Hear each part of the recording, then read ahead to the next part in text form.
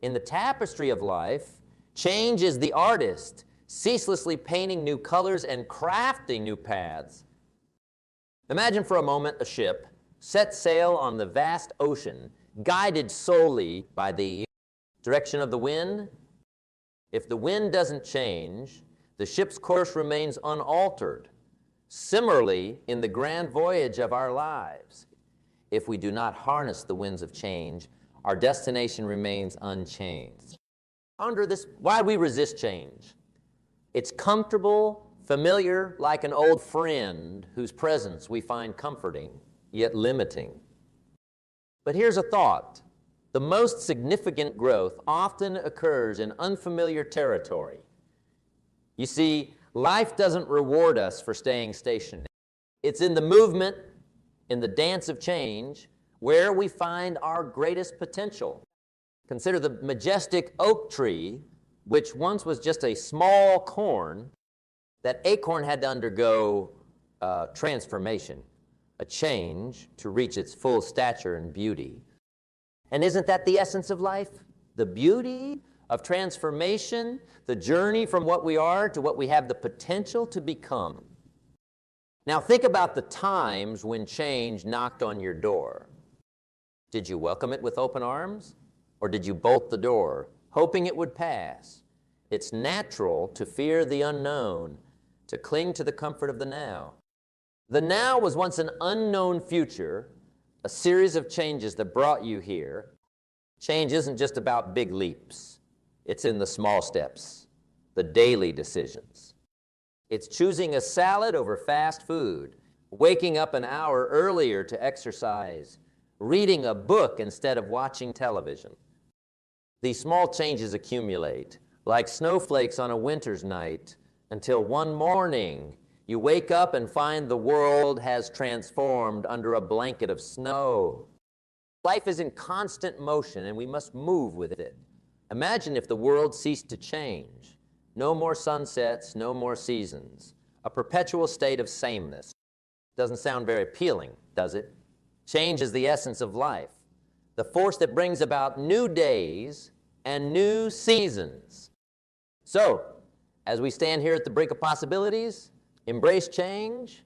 Let it be the wind in our sails, guiding us to new horizons. For if we change nothing, nothing will change. And in a world brimming with possibilities, isn't it a wonder to be part of the dance of change? The journey ahead is paved with changes, some small, some monumental, but all significant in their own right. Change is not just about reaching a destination. It's about growing, learning, and becoming the best version of ourselves. So set sail with change as our compass, guiding us to new adventures, new lessons, and a future bright with promise. As we set sail on this journey of change, turn our gaze inward to a place we all know too well. It's like our favorite armchair, well-worn and familiar, offering a sense of security and ease. But have you ever considered that this very comfort might be the anchor that keeps our ship docked, preventing us from exploring the vast ocean of potential? The comfort zone, while cozy and familiar, is also a place of stagnation. It's where dreams are gently rocked to sleep by the lullaby of routine. In this zone, everything is predictable. Our abilities go untested, and our growth is stunted. It's like treading water. We might stay afloat, but we never move forward. Now ponder this. What lies just beyond the edge of comfort? It's a space filled with challenges, new experiences, and opportunities for growth. But it's also a place of uncertainty and risk, which is why so many of us hesitate at its threshold. It's human nature to seek safety, to avoid risk. But in doing so, are we not also avoiding the very experiences that could shape us into stronger, wiser individuals? Think of the greatest achievements in history, the feats that have shaped our world. Were they accomplished within the realms of comfort? Certainly not. They were achieved by individuals who dared to step out of their comfort zones, who embraced the uncertainty and turned it into fuel for their journey. Stepping out of the comfort zone doesn't mean disregarding caution or acting recklessly. It's about calculated risks. It's about recognizing that the path to growth is paved with challenges and accepting that facing these challenges is necessary for progress. It's about understanding that every great journey begins with a single step, often taken in a direction we've never walked before.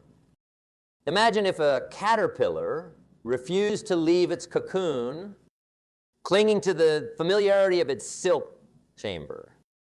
It would never know the joy of transformation, never experience the freedom of flight. Just like the caterpillar, we too must shed our cocoons of comfort to discover what we can become.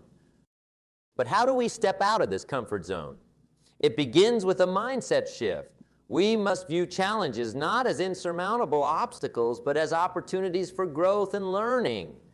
Each challenge is a question asking us, how far can you stretch? What more can you become? Now, envision a child learning to ride a bike. At first there's fear, the apprehension of falling. But with each attempt, with every fall and rise, the child learns. The fear diminishes, and soon there's only the thrill of speed and the freedom of movement. That's what stepping out of the comfort zone is like. It's learning to ride the bike of life. It's crucial to understand that discomfort is a natural part of growth.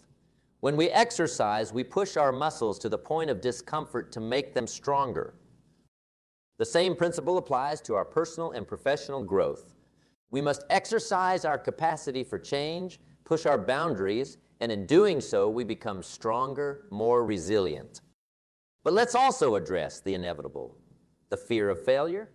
It's a formidable barrier, a shadow that looms over us whenever we think of stepping out of our comfort zone. Every successful person you know has faced failure. It's not the absence of failure, but the persistence through failure that leads to success. Failure is not the opposite of success. It's a stepping stone towards it. In stepping out of the comfort zone, support and guidance are invaluable. Surround yourself with people who encourage you, who push you to be better. Just as a tree needs a strong wind to grow its roots deep, we need the challenges and encouragement of those around us to grow strong and resilient. And as you step out of your comfort zone, celebrate your victories no matter how small. Each step taken is a victory in itself. It's about progress, not perfection. Each step forward, each new experience is a piece of the puzzle that forms the masterpiece of your life. So, as we navigate through the waters of change, let's not shy away from the waves that rock our boat. Let's embrace them, for they teach us to sail better. The comfort zone is a beautiful place, but nothing ever grows there. To reach new shores, to discover new worlds, we must be willing to lose sight of the familiar shore. The only constant in life is change. By stepping out of our comfort zones, we align ourselves with life's natural rhythm. We transform not just our circumstances, but ourselves. And in this transformation, we find the true essence of life, growth, learning, and the joy of discovering the vast potential that lies within us. Now, as we embrace this understanding, let's venture further, exploring the consequences of stagnation, the silent whisper in the wind that warns us of the cost of standing still. As we venture further into this journey, exploring beyond the realms of our comfort zones, it's essential to understand the other side of the coin, the consequences of stagnation. It's like a ship anchored in the harbor, safe and secure, but never reaching new lands, never experiencing the thrill of discovery. Stagnation is a subtle trap. It often creeps in unnoticed, like twilight gently turning into night. Before we know it, days turn into weeks, weeks into months, and months into years, with our dreams and ambitions still lying dormant, like seeds waiting for the rain. Consider what happens when we choose to remain stagnant. The first casualty is growth. Growth is the natural state of life. Look around. Everything in nature is either growing or dying. There's no middle ground. By choosing stagnation, we're choosing to deny our natural state of growth. We're like a tree that refuses to grow its branches, never reaching its full height and beauty. Another consequence of stagnation is the loss of opportunities. Life is a stream of opportunities, a river that constantly flows. When we stagnate, we stand still while the river of opportunities passes by. Imagine the possibilities that escape us, the chances for love, learning, and laughter that drift away simply because we're too anchored in our comfort to reach out and grab them. Now think of a musician who never plays a new tune, or a writer who never pens a new story. Their art, once vibrant and live, becomes a relic of the past. In the same way, when we stop embracing new experiences, our lives lose their color. We become observers of life, not participants.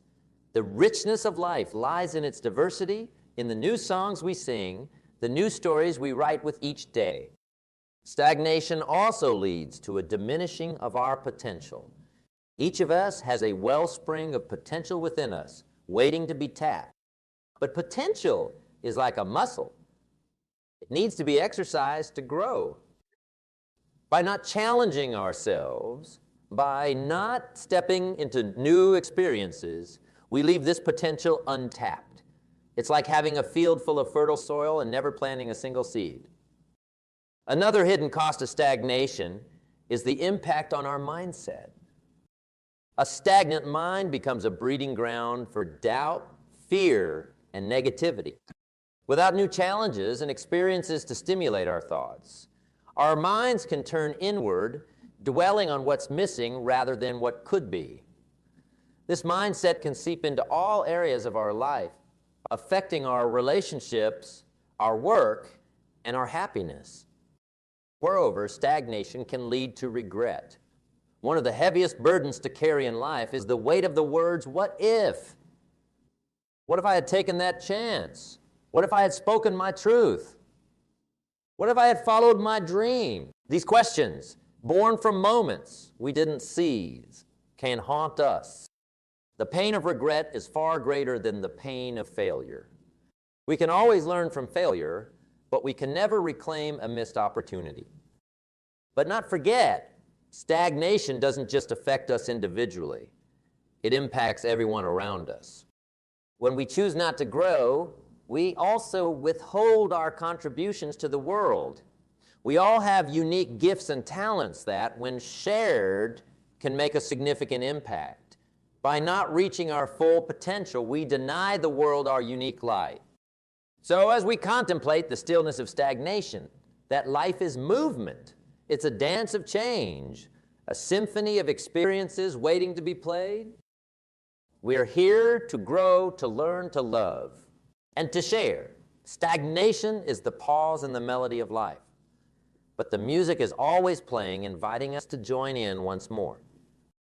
Now, with a deeper understanding of what lies in the still waters of stagnation, let's turn our attention to the bright horizon of embracing change. For it's in this embrace that we find the courage to step out of the shadows of stagnation and into the light of growth and possibility.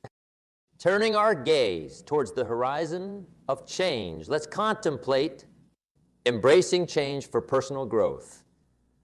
Change, after all, is a melody of life's symphony, a tune that calls us to dance, to grow, to become more than we were yesterday. In the garden of life, change is the sunlight that coaxes the seeds of potential to break through the soil, reaching towards the sky. Without this light, the garden remains a plot of untapped possibility, the seeds never realizing what they could become. Embracing change is like turning our faces to this light, allowing the warmth to transform us. The journey of embracing change begins with a simple yet profound decision to step forward. It's the decision to climb the mountain. Not because it's easy, but because the view from the top is unparalleled. This step, while seemingly small, is a giant leap in the landscape of personal growth. Change often comes dressed in the robes of challenges and difficulties. It's in these moments, these trials, that our character is both tested and forged. Think of a piece of iron. It must endure the heat of the forge and the strikes of the hammer to become a sword. Similarly, we must endure the challenges change brings to become stronger, more resilient versions of ourselves. But embracing change is not just about facing challenges. It's also about seeking them out. It's about being proactive in our pursuit of growth. Like a sailor setting out to sea, we must seek new horizons, new experiences that stretch us, that take us out of the known waters into the vast ocean of life. It's also about mindsets. A mindset that views change not as a threat, but as an ally. A mindset that understands that every experience, pleasant or unpleasant, is a lesson, a stepping stone to a better self. It's about asking, what can I learn from this? Rather than, why is this happening to me? Embracing change also means letting go. Letting go of old beliefs, old habits, and sometimes old dreams. It's understanding that to make room for the new, we must release the old. It's like pruning a rose bush. We cut away the old growth to encourage new blooms. And as we embrace change, it's essential to set goals, to have a vision for the future. This vision acts like a lighthouse, guiding us through the fog, uncertainty, keeping us focused amidst the waves of change. Setting goals is not about rigidly fixing our path, but about having a direction, a purpose that pulls us forward, that gives meaning to our efforts. In this embrace of change, patience is a virtue. Personal growth is not a race, but a journey. It's not about how quickly we reach our destination, but about what we learn, who we become along the way. Just like nature, growth takes time. A seed does not become a tree overnight, and neither do we transform in an instant. It's a process, a gradual unfolding of our potential. But what about the setbacks, the inevitable falls we encounter on this path? Embrace them as well. Every setback is an opportunity for a comeback. It's in getting back up that we build strength and resilience. Remember, the most beautiful views come after the hardest climb. As we embrace change, let's also cultivate gratitude. Gratitude for the lessons, for the opportunities to grow. Gratitude turns what we have into enough and more. It shifts our focus from what we're missing to what we're gaining through these changes. Walk alone. Surround yourself with people who support your growth, who cheer you on, who challenge you to be your best self. Just as a single coal cannot keep itself aflame, we need the warmth and light of others to keep our fire of change burning. Moreover, embracing change means being flexible, like a tree that bends in the wind. We must learn to adapt to go with the flow of life. Flexibility allows us to face change with resilience, to stand strong even in the face of adversity. So, as we journey through the landscapes of change, let's carry with us the torch of courage, the compass of vision, and the map of perseverance. They embrace each new day as an opportunity to learn, to grow, to change. For it's in embracing change that we find the true essence of personal growth, the transformation of not just what we do, but who we are. In the grand adventure of personal growth, as we embrace change and set our sights on new horizons, it's the power of small steps that truly propels us forward. It's easy to dream of great leaps, to yearn for a sudden leap to success. But in reality, it's the small, consistent steps, the ones taken day after day, that pave the road to our aspirations. Consider the journey of 1,000 miles. It begins with a single step, then another, and another. Each step might seem insignificant in the moment, but together, they cover distances unimaginable at the start. It's the accumulation of these small steps that makes the impossible possible. This principle of small steps holds a profound truth. Greatness is not achieved overnight. It's built one block at a time, one action at a time. It's like building a house. You don't start with the roof. You lay one brick at a time, and gradually the walls rise, the structure takes shape, and finally the house stands strong and resilient. In the pursuit of personal growth, these small steps are our daily habits, our routine decisions. It's choosing to wake up an hour earlier to read or exercise. It's deciding to replace negative thoughts with positive affirmations. It's the daily discipline, the commitment to small improvements, that leads to massive gains over time. But why are these small steps so powerful? It's because they are manageable. When we set monumental goals, the sheer size of them can be overwhelming. But when we break them down into smaller, actionable steps, they become achievable. Each small step is a victory, a building block adding to our confidence and momentum. Moreover, small steps allow us to adjust and adapt. On the journey of change, the path is rarely straight. There will be turns and obstacles. When we move in small steps, we can navigate more easily, making adjustments as needed, that we stay on course towards our goals. It's like steering a ship. Small adjustments to the helm can change the entire course, guiding us safely through turbulent waters.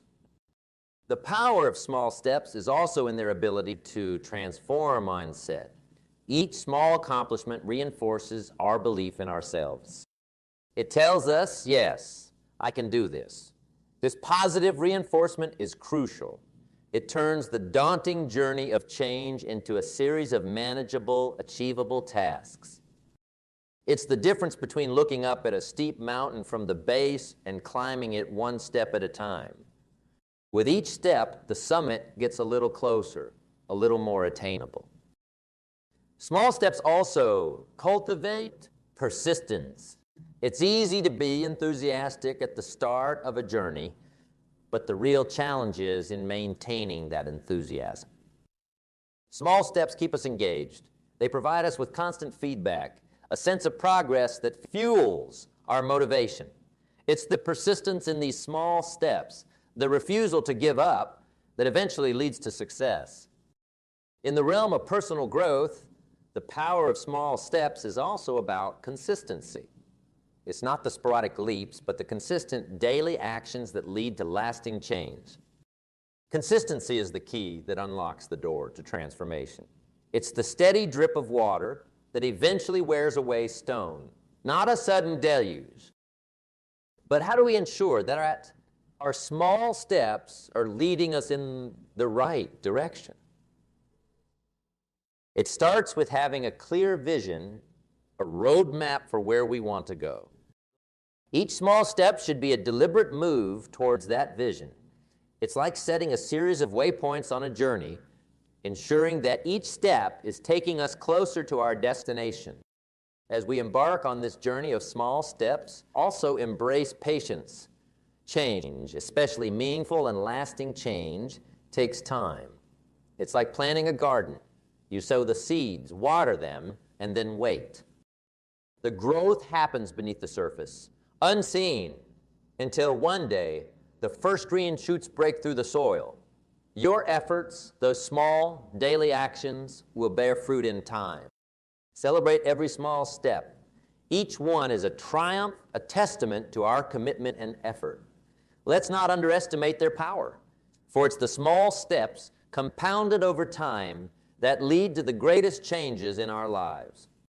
Now, with a deeper understanding of the power of small steps, let's turn our attention to overcoming fear and doubt. These are the shadows that often follow closely behind us on our journey, whispering words of discouragement.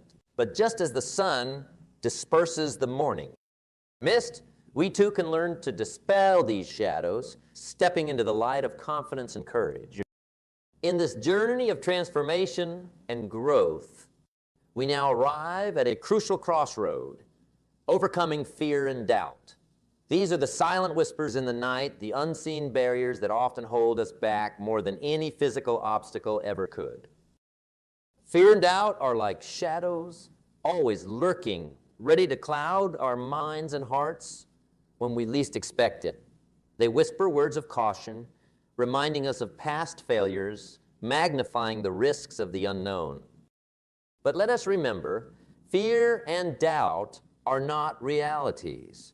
They are merely perceptions shaped by our past experiences and our innermost insecurities. Acknowledge that fear and doubt are natural. They are part of the human experience, ingrained in our psyche as a protective mechanism. However, when left unchecked, they become chains that bind us, keeping us tethered to the familiar, the safe. The key is not to eliminate fear and doubt. That's an impossible task, but to learn to manage them, to move forward in spite of them. To overcome fear, we must first understand it.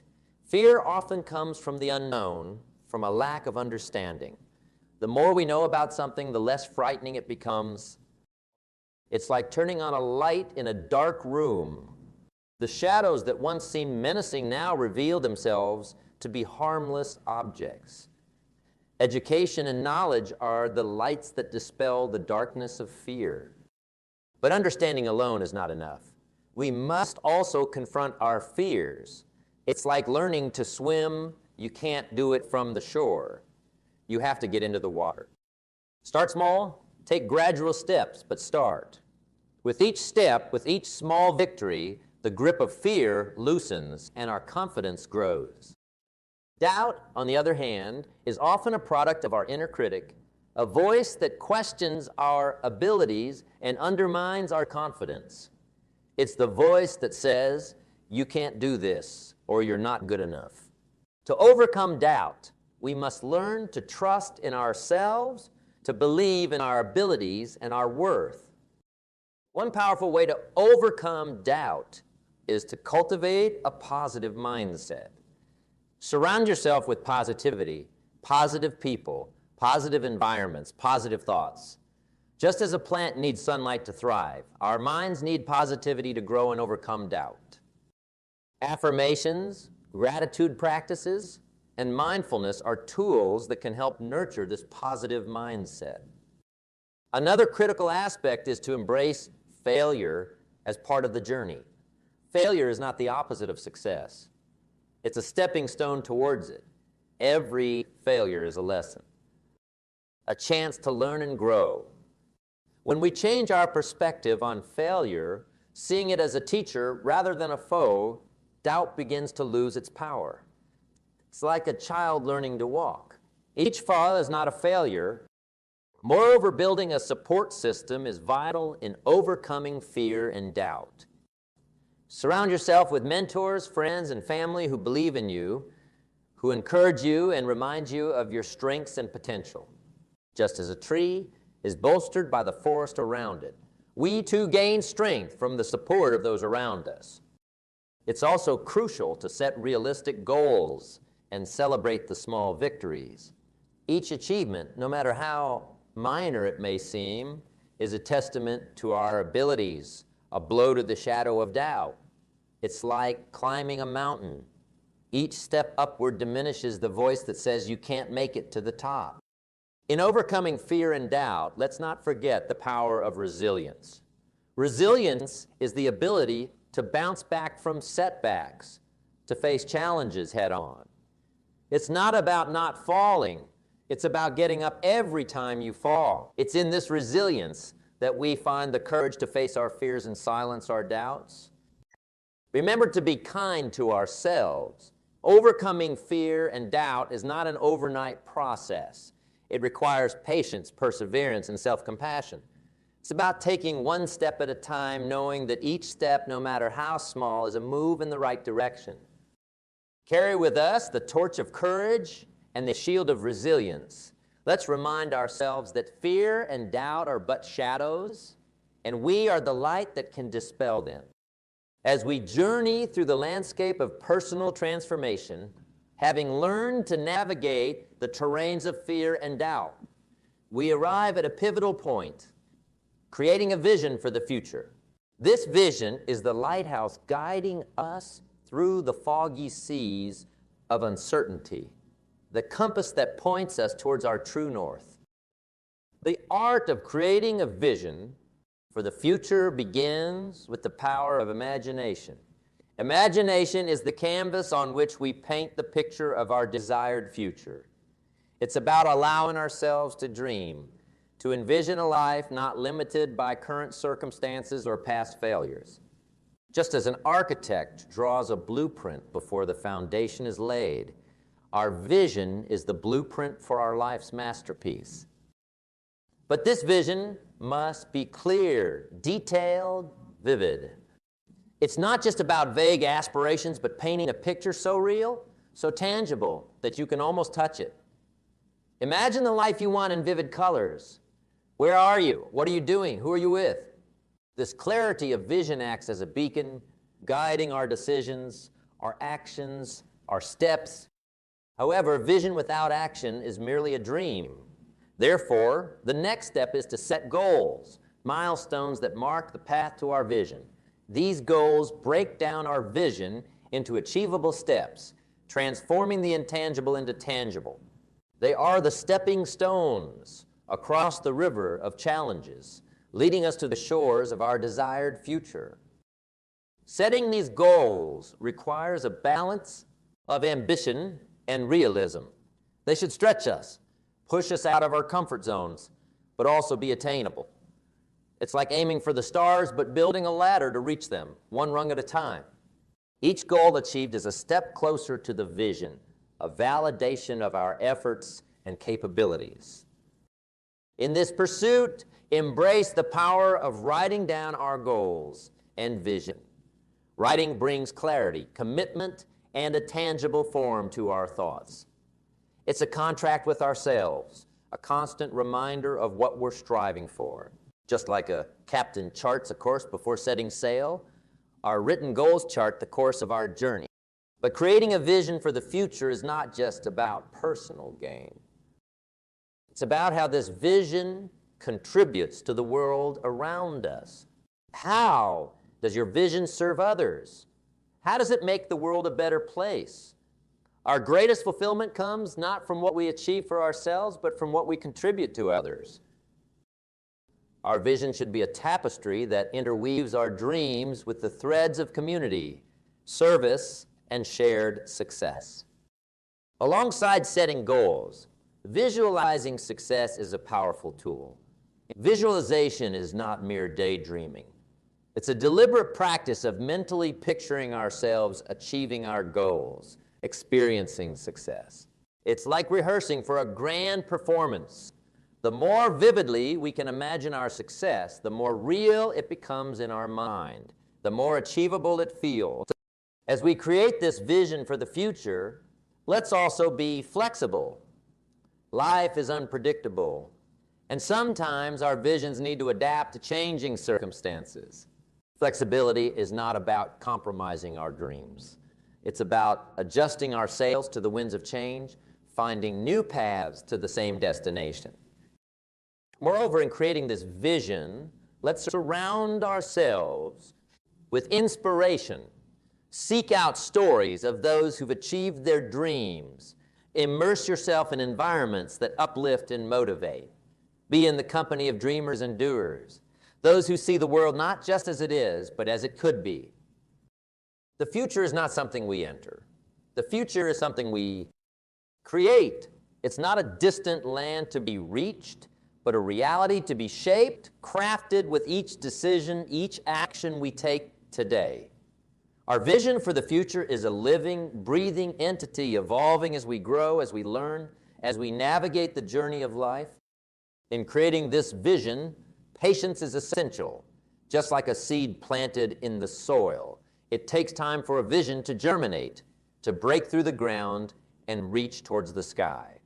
We must water it with our efforts, nurture it with our commitment, and give it time to grow. The vision may not materialize overnight, but with patience and persistence, it will take shape. So as we chart our course towards this envisioned future, let's carry with us the lessons learned, the strengths gained, and the wisdom acquired. Let's move forward with the confidence that comes from knowing that we have the power to shape our destiny, to mold our future into the vision we hold in our hearts. As we near the end of this shared journey, a journey that has been about embracing change, overcoming challenges, and envisioning a future rich with possibilities, let's pause for a moment to reflect. Reflect on the path we've traversed, the lessons we've imbibed, and the future we're stepping into. This journey, much like any great voyage, isn't just about the destination, but about the transformation that occurs along the way. Each step we've taken, no matter how small, has been a part of a larger dance, a dance of growth and self-discovery, like the intricate steps of a grand waltz. Every movement, every turn, has brought us closer to understanding ourselves and the world around us. It's in these steps that we've found strength, courage, and resilience. Hold on to the essence of what we've learned. The power of small steps, the courage to face our fears, the vision to set goals, and the resilience to bounce back from setbacks. These are not just lessons for the moment. They are the guiding lights for a lifetime. They are the tools that will help us navigate through the ebbs and flows of life's ever-changing tides. Also remember that this journey is uniquely ours. Each of us has our own paths to walk, our own mountains to climb. Your journey is as singular as you are, marked by your own dreams, fueled by your own passions, and defined by your own choices. It's a journey that belongs to you, and you alone. This not be an end, but a new beginning. A beginning of a life lived with purpose, passion, and persistence. A life where every day is an opportunity to learn, to grow, and to contribute. Let's step into the future with a heart full of hope, a mind open to possibilities, and a spirit unyielding in the face of any challenge. As we part ways on this path, the journey of 1,000 miles continues with each new dawn. Each day is a fresh page in the story of your life, a story that you are the author of. Write it with boldness, with joy, and with a profound sense of wonder. The world waits your story, your journey, your unique contribution. So step forward with confidence, for your journey continues, and the best is yet to. Good morning, ladies and gentlemen.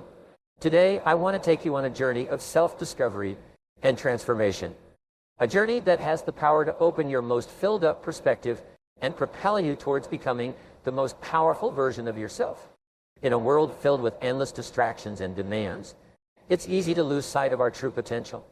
We often find ourselves caught up in the whirlwind of daily life, neglecting the incredible power that lies within us. But what if I told you that deep within each and every one of us lies a reservoir of untapped strength, resilience, and greatness waiting to be unleashed? That's right.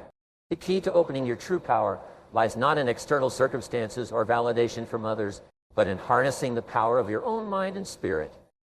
It's about raising the habits, mindset, and beliefs that empowering you to rise above challenges, seize opportunities, and create the life you desire. So, as we turn one's hand to this excursion together today, I invite you to open your mind and your heart to the possibility of becoming the most powerful version of yourself. Hold the journey of self-discovery, commit to personal growth, and watch as you unfold into the magnificent being you were always meant to be. Thank you for joining me on this exploration of personal power. Now, let's start discovering the strategies and principles that will guide us towards releasing our full potential and becoming the most powerful versions of ourselves. You need the courage to continuously move towards your biggest goals and ambitions. You need to be willing to embrace discomfort to grow. You need the courage to leap with faith without guarantees of success. Brave people are those who have a dream, set a goal, make a plan, take the first step without ensuring or guaranteeing that their efforts will result in success. However, if you see each step forward as a learning experience and each setback as a valuable lesson that makes you stronger and better, you will not be afraid to leap with faith into the unknown. You need the courage to risk failure, to endure constant setbacks, disappointments, and temporary defeats. You need to learn to deal with failure by realizing that it is an indispensable requirement for success. You cannot succeed without failing, and failing many times. Remember the wonderful quote from Thomas W. Watson Sr., the founder of IBM, who said that if you want to succeed faster, you must double your rate of failure.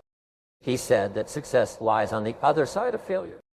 You need the courage to treat failure as an opportunity to start smarter, overcoming the fear of failure by doing the things you fear over and over again till the fear disappears, and then resolving to bounce back instead of breaking when things don't go as expected. You need the courage to continuously confront danger, to face the things you fear. Identify all the fear-inducing situations in your life that cause you stress or anxiety. Today, decide what could be the worst possible outcome of each of these situations and resolve to accept the worst if it happens, and then take action to resolve each of these situations. Refusing to let a situation of fear linger in your life, dominating your thoughts and emotions and holding you back, requires the courage to be willing to make mistakes and learn from them. All top performers constantly make decisions, make mistakes, learn from them, get up, correct themselves, and continue. Therefore, successful people are not necessarily those who make the right decisions all the time, but by persevering, they make their decisions right. If they make a mistake, they accept it, learn as much as possible, and move on. By failing and making mistakes, you become smarter and are more likely to eventually achieve your goals. You also need the courage to accept complete responsibility for your life, which means taking ownership of the outcomes. You need courage to refuse to make excuses or defend yourself. You need courage to say over and over again, I am responsible, I am responsible, and refuse to blame anyone else when something goes wrong. You focus on the solution rather than the problem or the person.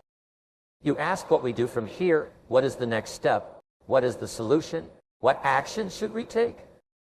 Then you get up and move forward, extracting lessons from the situation and discarding the superfluous, the things you cannot change.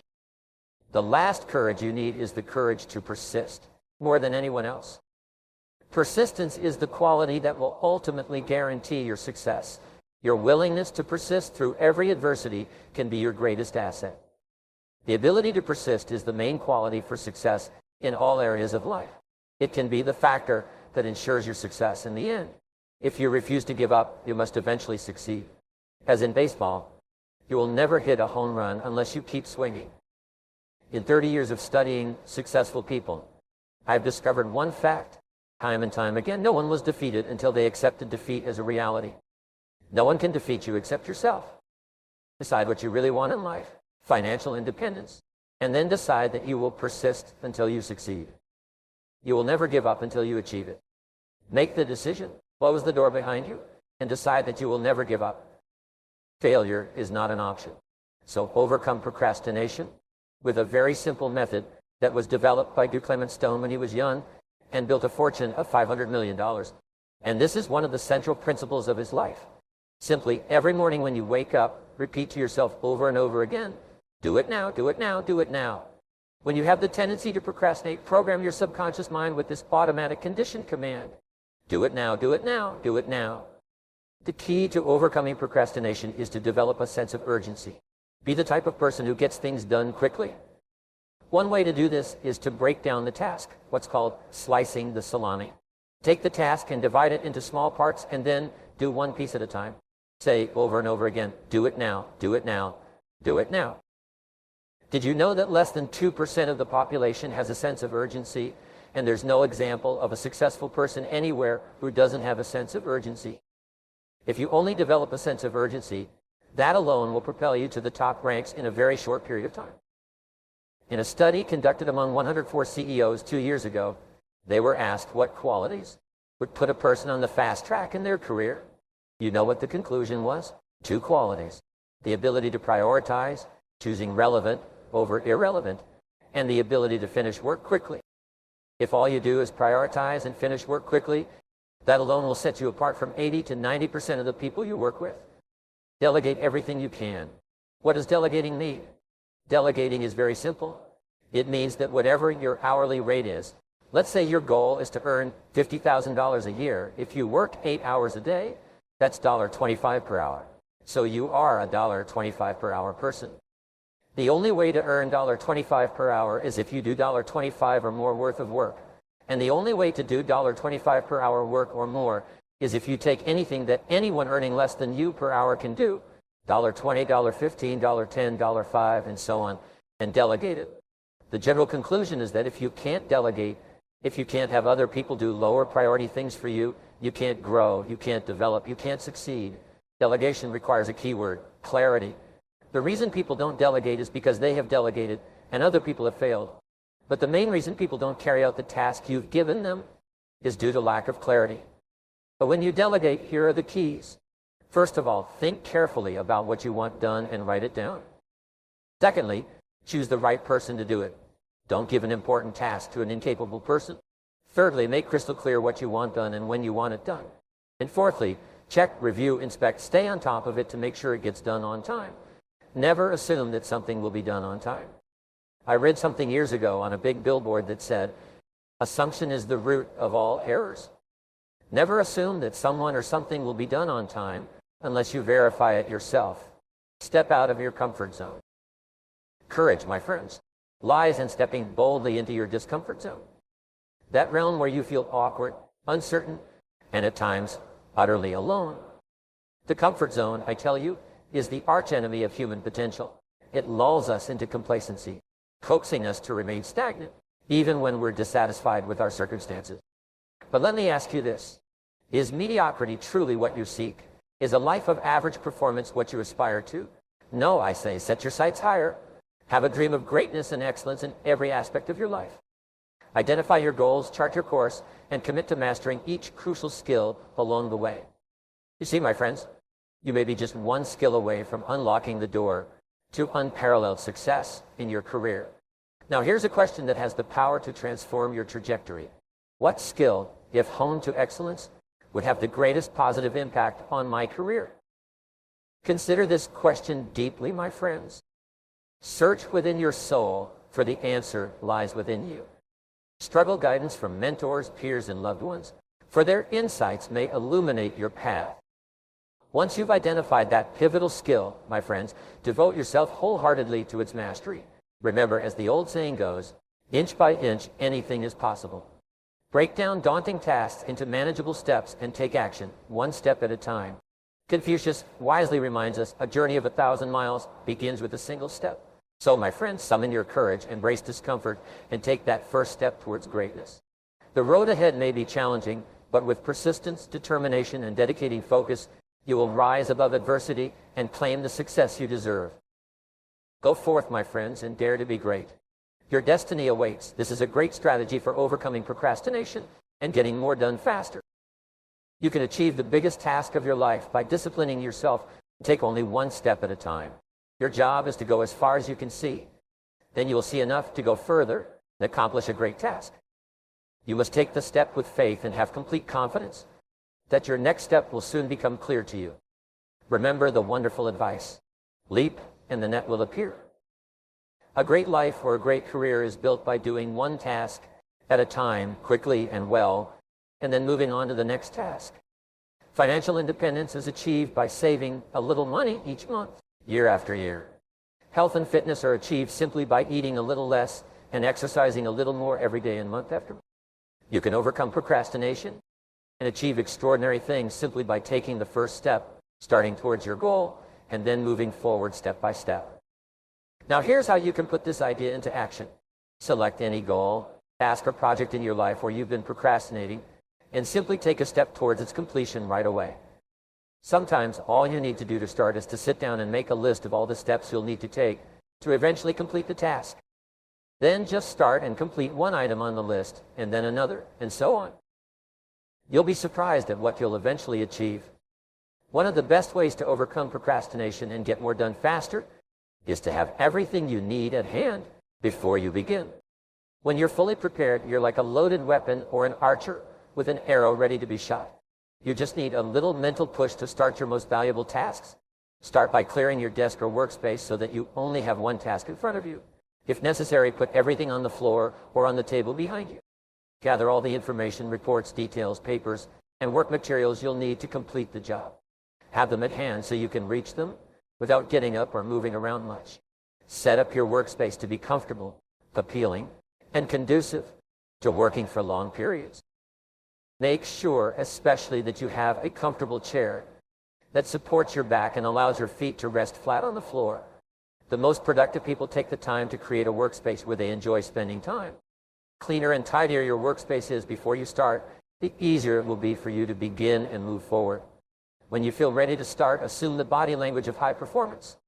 Sit up straight, lean forward from the back of the chair, and act as if you're an efficient, effective, high-performance personality. Then take the first item and tell yourself, let's get to work, and dive in. And once you've started, keep going until the job is finished. Start today to plan each day, week, and month in advance.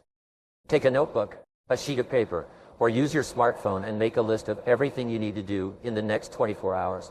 Add to your list as new items come up.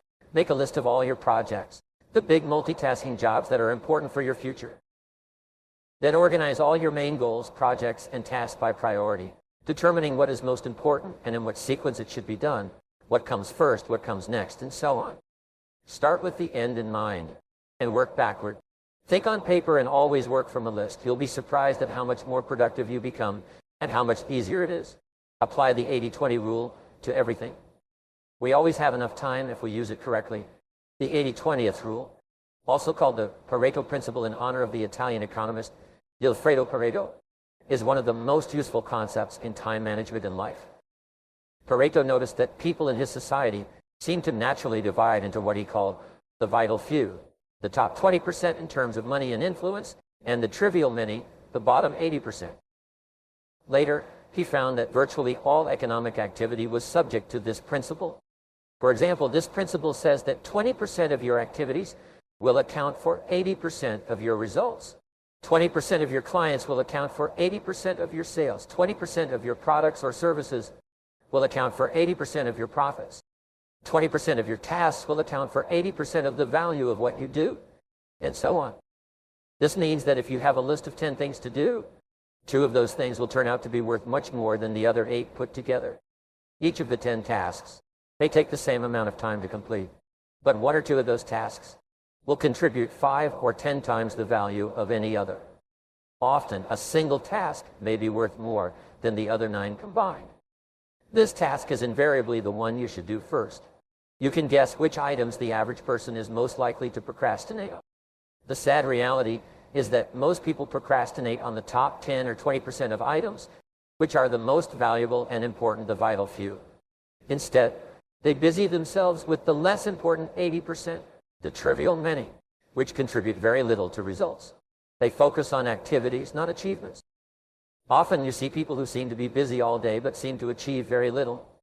This is almost always because they're busy working on low-value tasks while procrastinating on 1 or 2 activities that, if completed quickly and well, could make a real difference to their companies and their careers.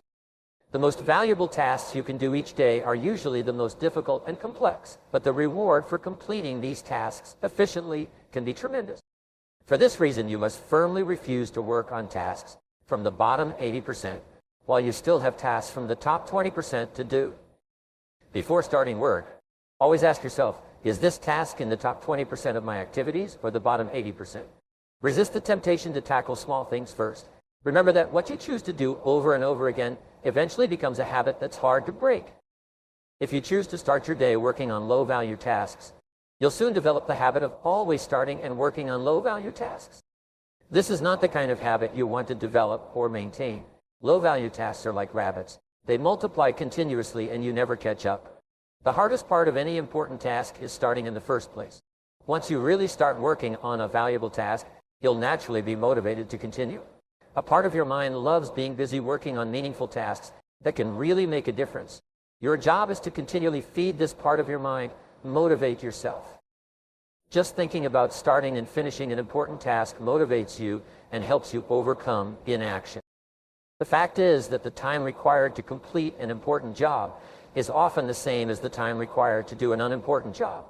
The difference is that you get a tremendous sense of pride and satisfaction from completing something valuable and meaningful. However, when you complete a low-value task using the same amount of time and energy, you get little or no satisfaction. Time management is really life management. Personal management is really about taking control of the sequence of events. Time management is about taking control over what you will do next. And you are always free to choose the task you will do next. Your ability to choose between what is important and what is not important is the key determinant of your success in life and work. Effective and productive people discipline themselves to start with the most important task they have in front of them. They force themselves to do things.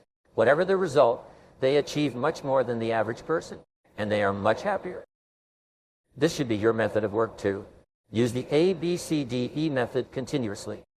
The first law of success is concentration, directing all energies to a point and moving directly to that point without looking left or right.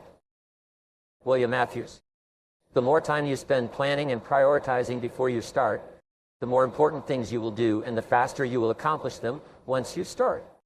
The more important and valuable a task is to you, the more likely you are to be motivated to overcome procrastination and dive into the task.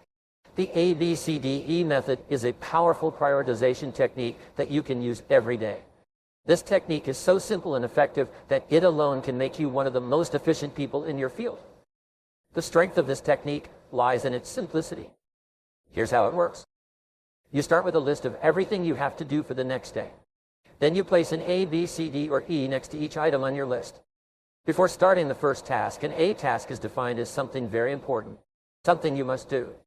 This is a task that will have serious positive or negative consequences if you do it or if you don't. If you have more than one A task, prioritize these tasks by writing A1, A2, A3, and so on in front of each item. Your A1 task is your biggest, ugliest task of all. A B task is defined as a task you should do, but that has only mild consequences. This means that someone may be unhappy or inconvenienced if you don't do one of these tasks, but it's not as important as an A task. The rule is that you should never do a B task when an A task remains undone. A C task is defined as something that would be nice to do, but for which there are no consequences at all, whether you do it or not. These tasks have no effect on your work life. A D task is defined as something you can delegate to someone else. The rule is that you should delegate anything that someone else can do to free up more time for the 8 tasks that only you can do. An E task is defined as something you can eliminate completely, and that will make no real difference. This may be a task that was important at some point, but is no longer relevant to you or anyone else. It's often something you continue to do out of habit or because you like it. But every minute you spend on an E task is time taken away from a task or activity that can really make a difference in your life. After applying the ABCDE method to your list, you'll be completely organized and ready to do important things faster. Take action immediately. The key to making this ABCDE method work is to discipline yourself to start immediately with your A1 task, and then continue till it's complete. Use your willpower to start and continue with this work, the most important task you could be doing. As we conclude our exploration today, I want to leave you with a powerful reminder. The journey to becoming the most powerful version of yourself is not a destination, but a lifelong pursuit. It's about committing to continuous growth, surrounding challenges as opportunities for learning, and never settling for anything less than your full ability. Throughout our time together, we've looked over the principles and strategies that can guide you on this journey, from developing a powerful mindset to dealing with habits that empower you to thrive. But remember, true power comes not from external validation or success, but from within, from the depths of your own being. So, as you leave here today, I urge you to take the lessons we've learned and apply them to your daily life. Endure the power of belief, the power of action, and the power of perseverance. And above all, remember that you have the power to shape your own destiny, to become the most powerful version of yourself. Thank you for joining me on this journey of self-discovery and transformation. Now go forth with confidence, courage, and determination, and discharge the full force of your potential upon the world. The power to become the most powerful version of yourself lies within you. Living with it, nurturing it, and watching as you soar to new heights of success and fulfillment. Godspeed, and may your journey be filled with vast growth, joy, and prosperity. Hello, everyone. I am truly honored and excited to share with you today about an important topic that I believe will change the lives of everyone in this room. We've all heard about the power of habits, but do you believe that there are habits that can make you powerful beyond what you ever imagined? Today, we will explore and delve into these habits, and I promise you that by the time you leave here, you will feel equipped with a set of powerful tools to move further along the path to success. I have spent many years studying and applying these principles in my own life, and I want to share the secrets, the important discoveries that I have found with you today. Let's together uncover these special habits and make our lives stronger than ever before. Thank you for taking the time to join us today. Get ready to embark on this journey with me. And now let's get started. There are no limits to success. Never give up. Be unstoppable. There is no failure except in ceasing to try. There is no defeat except from within. There is no insurmountable barrier except our own inherent inability to purpose. In 1895, Orison Swett Martin, founder of the magazine Success and author of Pushing to the Front, expressed one of the greatest principles of success of all time. He said that there are two parts to success. The first is achieving it, and the second is persevering in it. My term for this approach is start and keep going. Persistence and determination have always been the most important qualities for success. As tough as it is, almost anyone can start working, but persevering against all odds, rising time and again to face failure and disappointment, requires the best in you. Napoleon Hill said, persistence is to the character of man what carbon is to steel. The more persistent you are, the stronger you will become, and the stronger you become, the more you will be able to persist. There seems to be a relationship between persistence and self-discipline. The rule is that persistence is self-discipline in action. It's about having the strength to continue when you discipline yourself to persist even when everything in you wants to give up. Developing the kind of character that will lead you to overcome any obstacle. Miss Lombardi said, winners never quit and quitters never win. There is also a direct relationship between persistence and qualities like self-esteem, self-respect, and personal pride. The more you discipline yourself to persist in adversity, the more you will love yourself, respect yourself, and feel empowered, making more ideas available to your mental reach and accessible for improving your life and work. Develop persistence.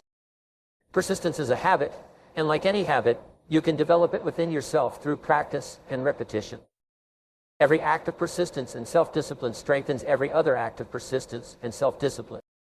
Every failure of persistence and self-discipline weakens you in all other areas. They are all connected. Your subconscious mind is very powerful. You can actually pre-program it, much like programming an alarm to sound the way you want it to. If you want to be a persistent person, you can pre-program your mind to never give up. The way to do this is simple. You simply tell yourself, no matter what happens, I will never give up. Surprisingly, your subconscious mind accepts it as an order, as if you've programmed a timer on your phone. The next time you face a setback or disappointment that would make an ordinary person give up, your subconscious mind will ring and remind you, you never give up. Then you'll say, wait a minute, I will never give up. Nelson Mandela said, do not judge me by my successes. Judge me by how many times I fell down and got back up. There is only one person in the world who can prevent you from succeeding, and that's you. If you decide that you will never give up, persistence soon becomes an automatic response to any problem or adversity. Without even thinking about it, you get up, stand strong, as they say, and keep moving forward.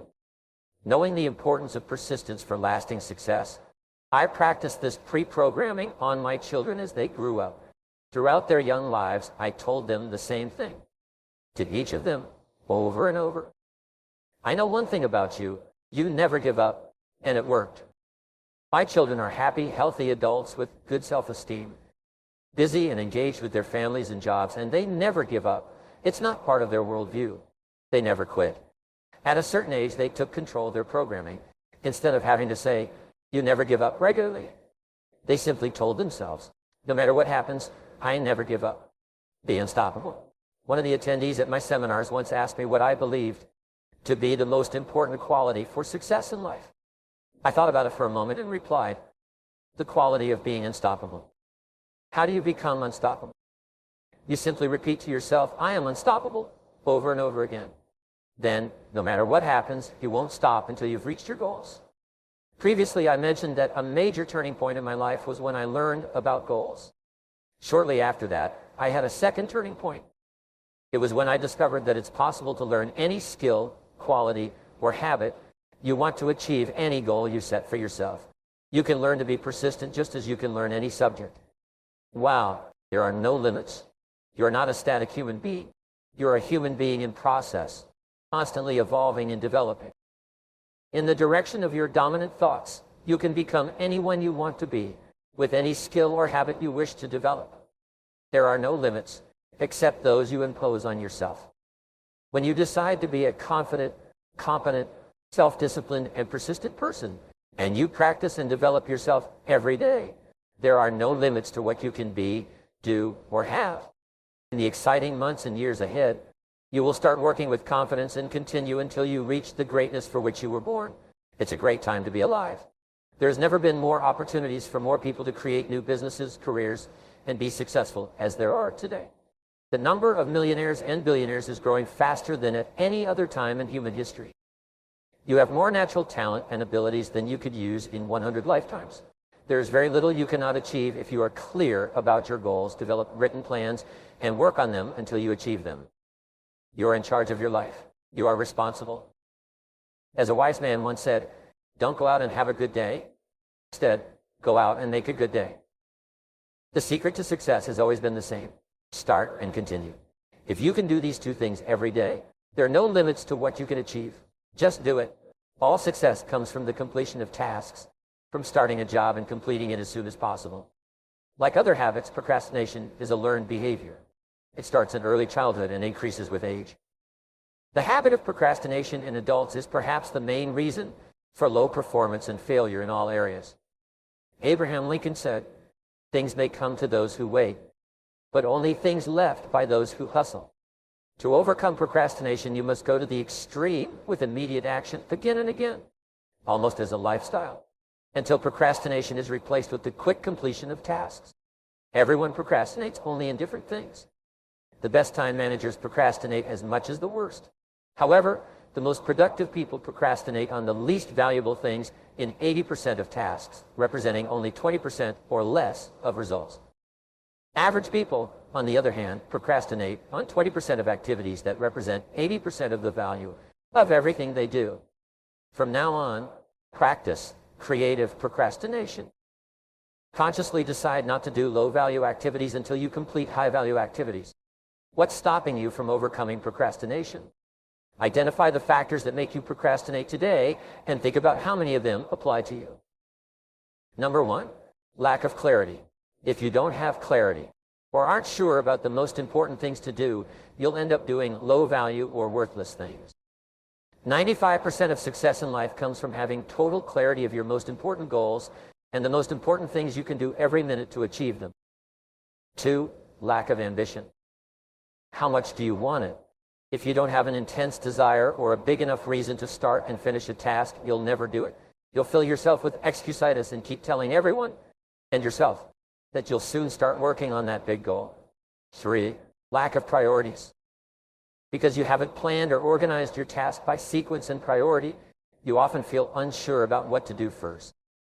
As a result, you end up doing nothing. 4, overload. You often have too many activities or tasks to accomplish for the limited available time. Consequently, you eventually throw in the towel and tell yourself you'll do it tomorrow. 5, lack of preparedness. You don't have everything you need at your disposal to start and complete the task. Often, the act of gathering all the required materials actually helps to kickstart the task. 6, lack of energy. You need 8 to 9 hours of sleep each night combined with healthy and nutritious food to be fully energetic and perform your best work. As Vince Lombardi said, fatigue makes cowards of us all. When you're physically tired or mentally exhausted, you lack the necessary energy to initiate and complete an activity. 7, lack of knowledge. If you haven't learned everything you need to know about your work and don't know what to do or how to do it, it's common to procrastinate, awaiting all the information. 8, lack of self-discipline. This is likely the worst weakness of all. You lack the willpower to get started and keep moving. Be an action-oriented person. Employ various tricks you can apply to overcome procrastination and tackle your most important tasks. Number 1, make a to-do list. You've heard that failing to plan is planning to fail. Make an orderly list of each task. In a large job with a sequence from the first to the last task, the mere fact of having a roadmap to follow dramatically reduces procrastination. Number 2, slice tasks like salami. You never think of eating a whole piece of salami at once. Instead, you eat it one slice at a time. Do the same with big tasks. Slice off a small piece of the task and complete that activity. You don't have to do everything. Just do one small thing. That will be enough to kickstart the task. Number 3, use the Swiss cheese technique. Poke a hole, like the holes in Swiss cheese, in your task, and decide to work for 110 minutes straight. When you look at your task, pick a small part and say emphatically, I will do this now. Number 4, employ the 80-20 rule. 20% of the things you do equal 80% of the results.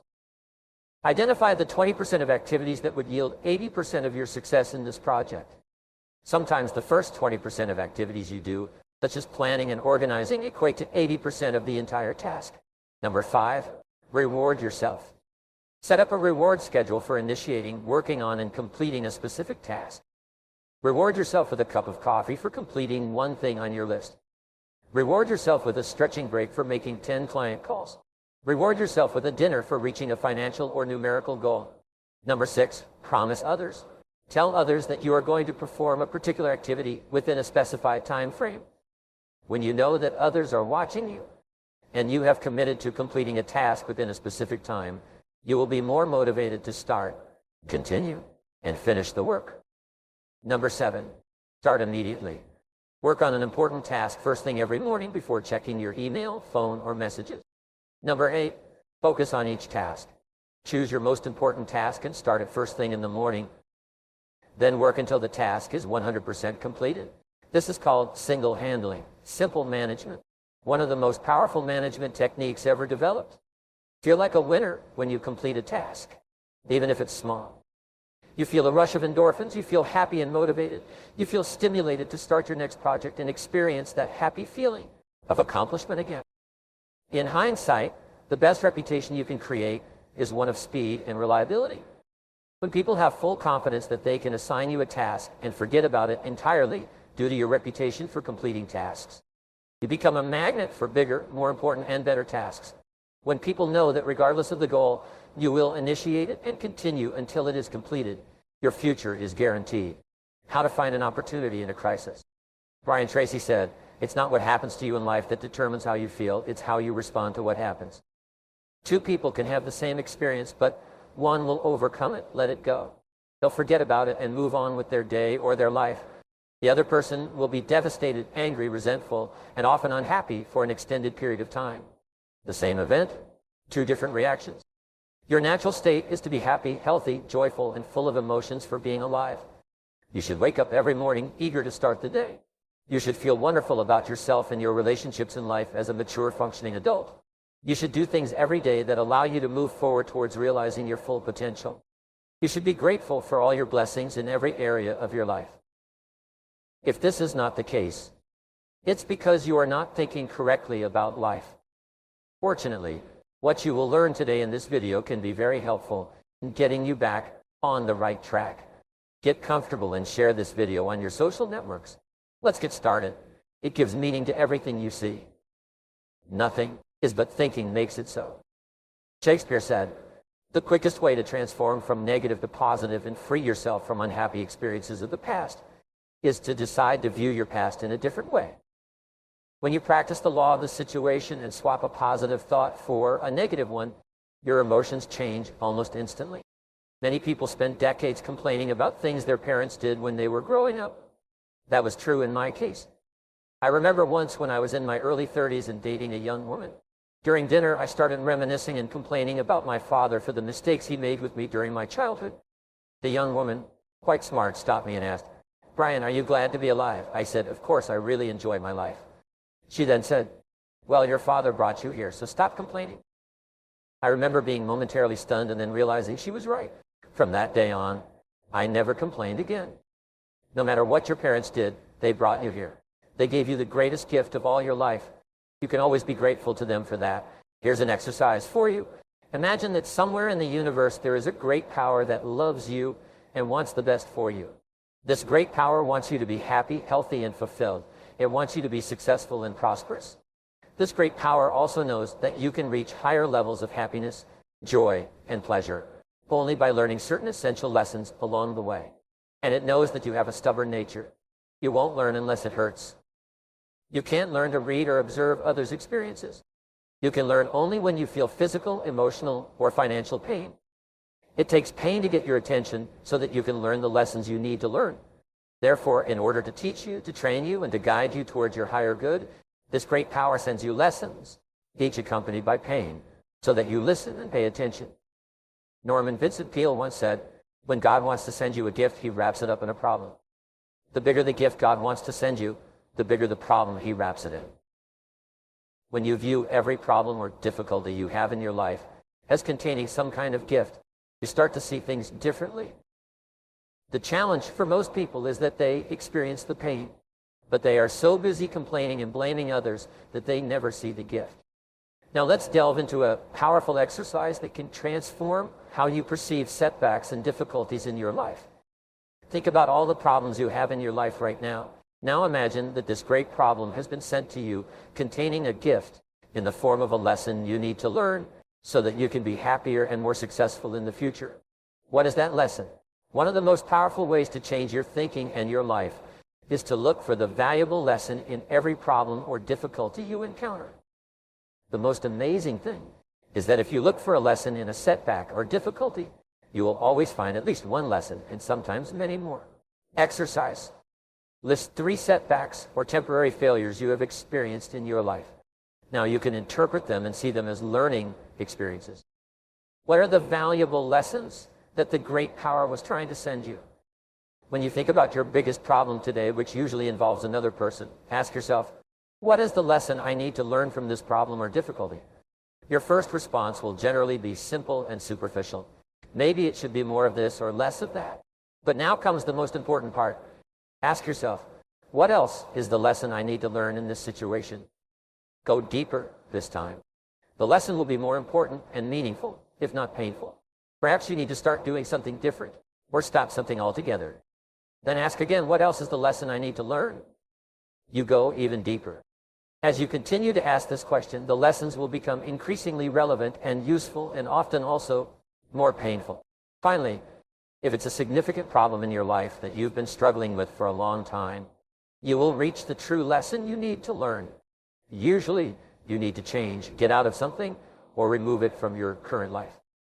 Language is very important in this area.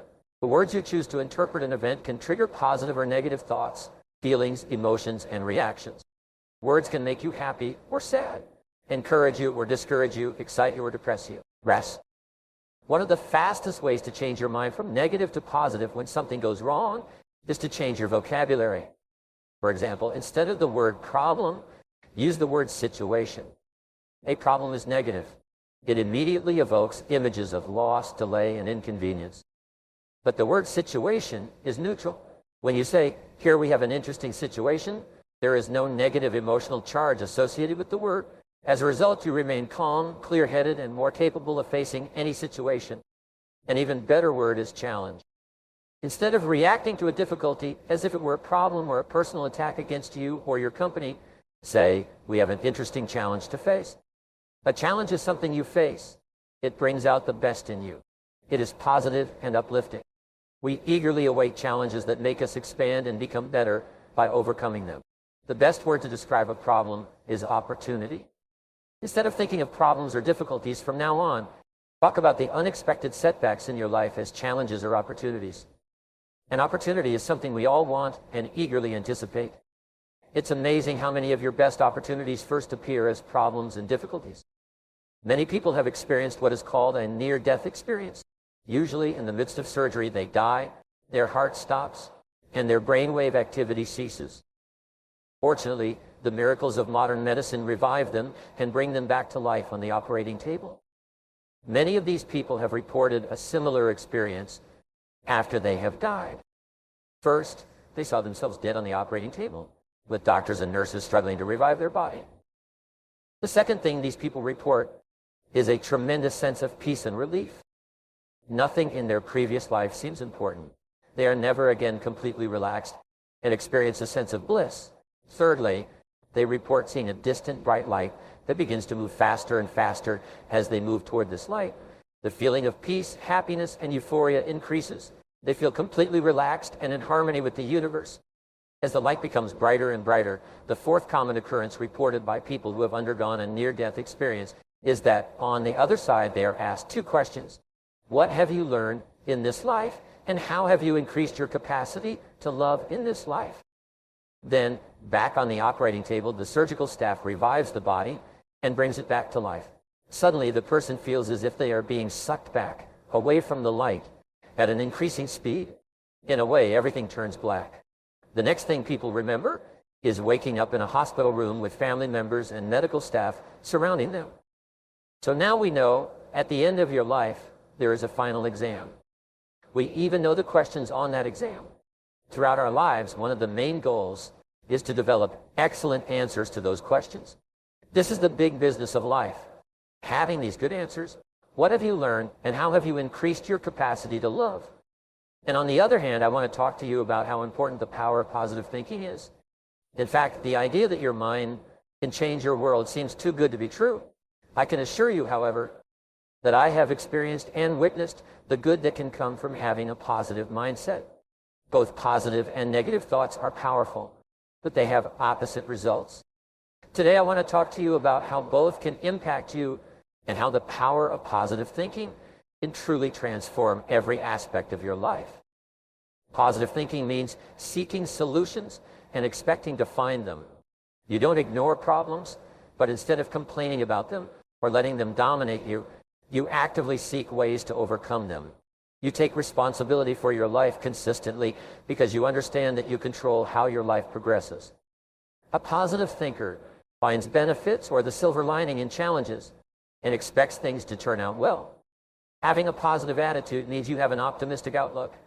An optimistic attitude means you have hope, believe things will turn out well, and ultimately, you will succeed. Scientists have been studying the health benefits of positive thinking for a long time. Research suggests that positive people have better mental and physical health and even live longer. Having a positive outlook can reduce the risk of having a heart attack, catching a cold, and being depressed. Positive thinking can reduce a person's risk of death from serious illnesses such as cancer, infections, heart disease, strokes, and lung conditions. It improves the outcomes for patients with brain tumors and traumatic brain injuries and boosts their immune system. A positive mental state even gives you a higher pain tolerance. When you have a positive outlook, you are better equipped to face stress and difficulties. You think more creatively and are better at problem solving. Thinking positively puts you in a better mood so you can engage in positive relationships with coworkers, family, friends, and new acquaintances. How is a positive mindset recognized? People with positive attitudes tend to lead a healthy lifestyle. They smile more, are more pleasant to be around, and are calmer under pressure. Someone with a more positive outlook is often willing to try new things. They have higher self-esteem, love to laugh, and point out the positive side of every dark cloud. A positive outlook is contagious, and people with a positive outlook can't help but share it with those around them. Positive thoughts are always kind to people and do not speak negatively about themselves or others. People with more positive thoughts have better coping skills, and they know how to handle stress better by doing things like exercising more frequently and having a healthier diet. Stop negative self-talk with positive things you tell yourself, words of encouragement, acknowledging your successes, and sincere compliments that build your self-esteem. Self-talk is the thoughts that go through your head. Sometimes we are not even aware of the stream of thoughts playing in our subconscious mind. But if we harness our thinking processes, we can have more control over whether we are practicing positive self-talk or the opposite. If your self-talk is mostly positive, you are a positive thinker. If it is often negative, it is reflected in a poor attitude and a pessimistic outlook. Positive thinking creates positive emotions, attitudes, and outcomes, whereas negative thinking will keep you stuck. Let me show you some ways you can replace pessimistic thoughts with positive ones. Instead of saying, I don't want to do that, I've never done it before, say, I will try because I can learn something new. Instead of thinking, I'll never get better at this, say, I'll try again until I figure it out. We tend to be hard on ourselves, but we should be our biggest cheerleaders. So when you feel like you've made a mistake or even failed at something, think instead about what you can learn from it to be more successful. Don't think about, what if I fail? Think about, what if I succeed? Developing a positive attitude can help you in more ways than you think. When you have positive thoughts, you don't allow your conscious or subconscious mind to have negative thoughts or doubts. Positive thoughts can literally be the key to success. After you learn to think positively, you will notice amazing changes around you. Your brain will actually start operating in a state of feel-good hormones flowing freely, called endorphins, which will make you feel lighter and happier. You will also notice a significant boost in confidence and feel more capable of taking on new tasks and challenges that may have previously been outside your comfort zone. By reducing your self-limiting beliefs, you will effectively release your brakes and experience growth like never imagined. Essentially, you can change your entire life simply by harnessing the power of positive thinking. As we've discussed, habits can create an unimaginable power in our lives. The key is not just to know about them, but to practice and cultivate them every day. Remember, strength doesn't always come from big actions, but sometimes it comes from small habits done consistently and persistently. So commit yourself to change and growth each day. Make positive habits an indispensable part of your life, and you will realize the infinite power they bring. Lastly, I want to extend my deepest gratitude to each one of you who joined us in this conversation. Keep applying what you've learned and move forward with confidence and determination. Live boldly, live meaningfully, and live without regrets. Thank you, and may you find success on your journey.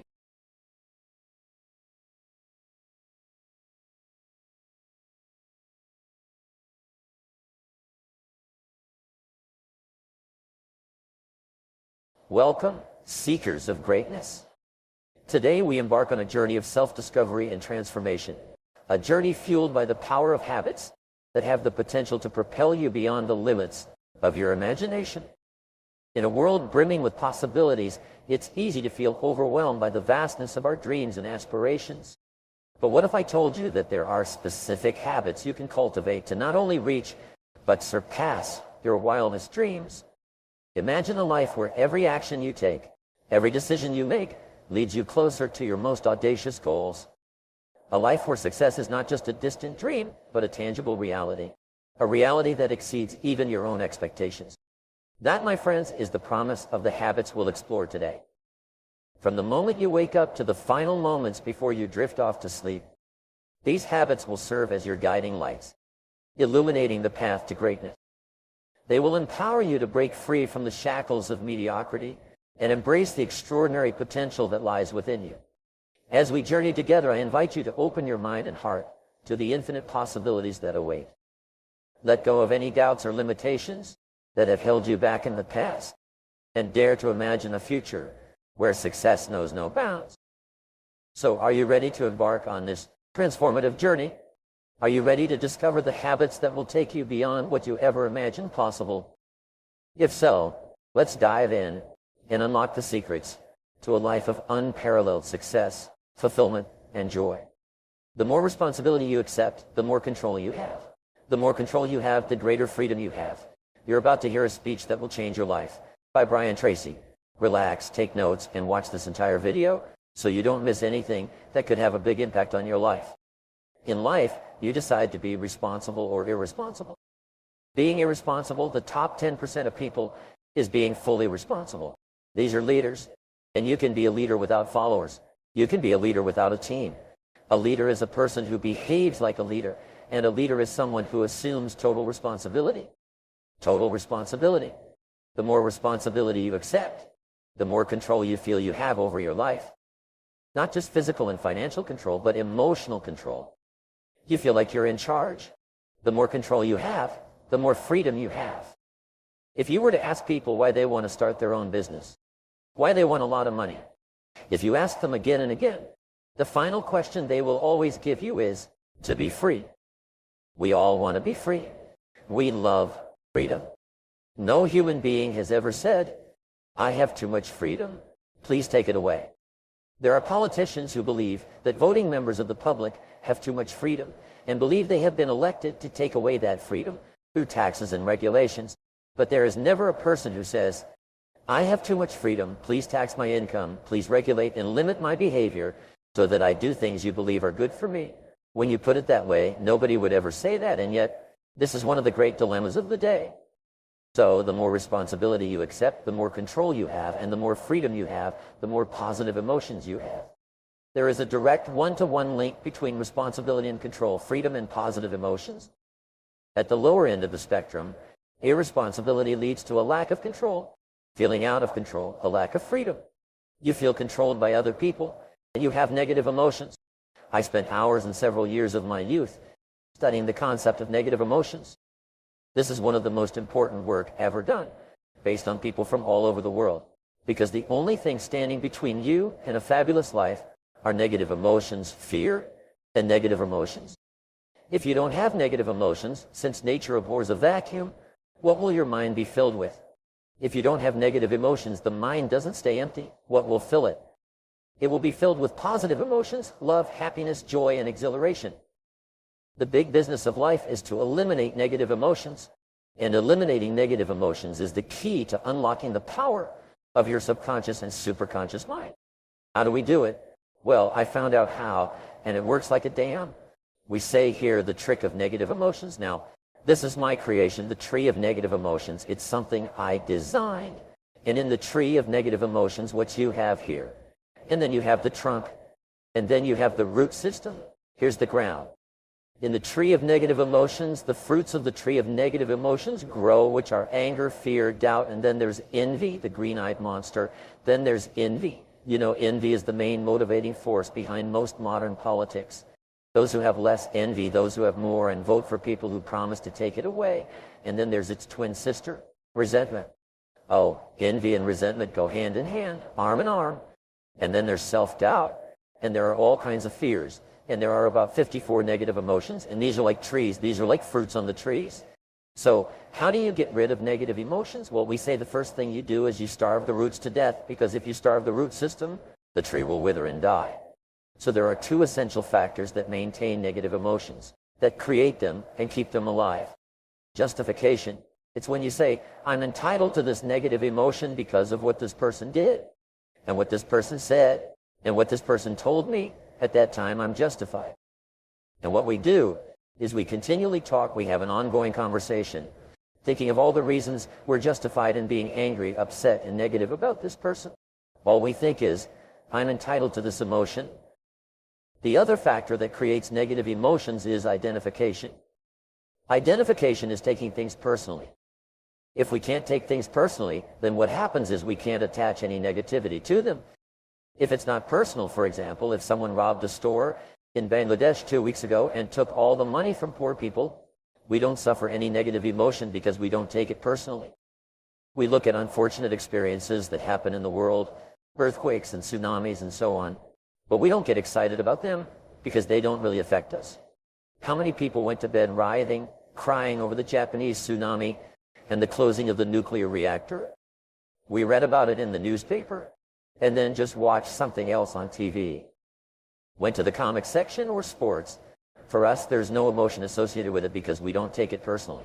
And so, if you stop justifying and creating reasons why you're entitled to the negative emotion, and stop identifying with your negative emotions, they begin to wither and die. How you starve the fruits of the tree of negative emotions? You become non-judgmental. If you can become non-judgmental, in that case, you simply refuse to judge. You simply refuse, as they say, that prejudice is the bias. And so what you do is you don't judge.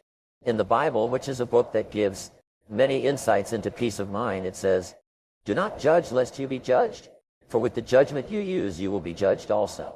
In other words, if you judge other people, they will judge you.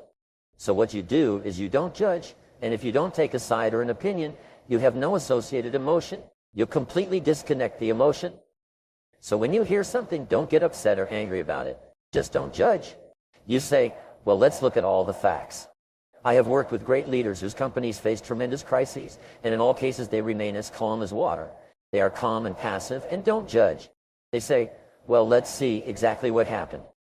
And so they ask questions. I wrote a book about this it was about to be called Crisis Moment. They called it Crisis Point. But what it basically says is that it teaches people to stop the clock, stay calm, get the facts, and not judge. They don't get angry. They don't get upset. They don't get rattled. They stay calm. And the measure of how successful you are as a person is how calm you can remain when there's turbulence in the world around you. Instead of getting stuck right away, the second is identification.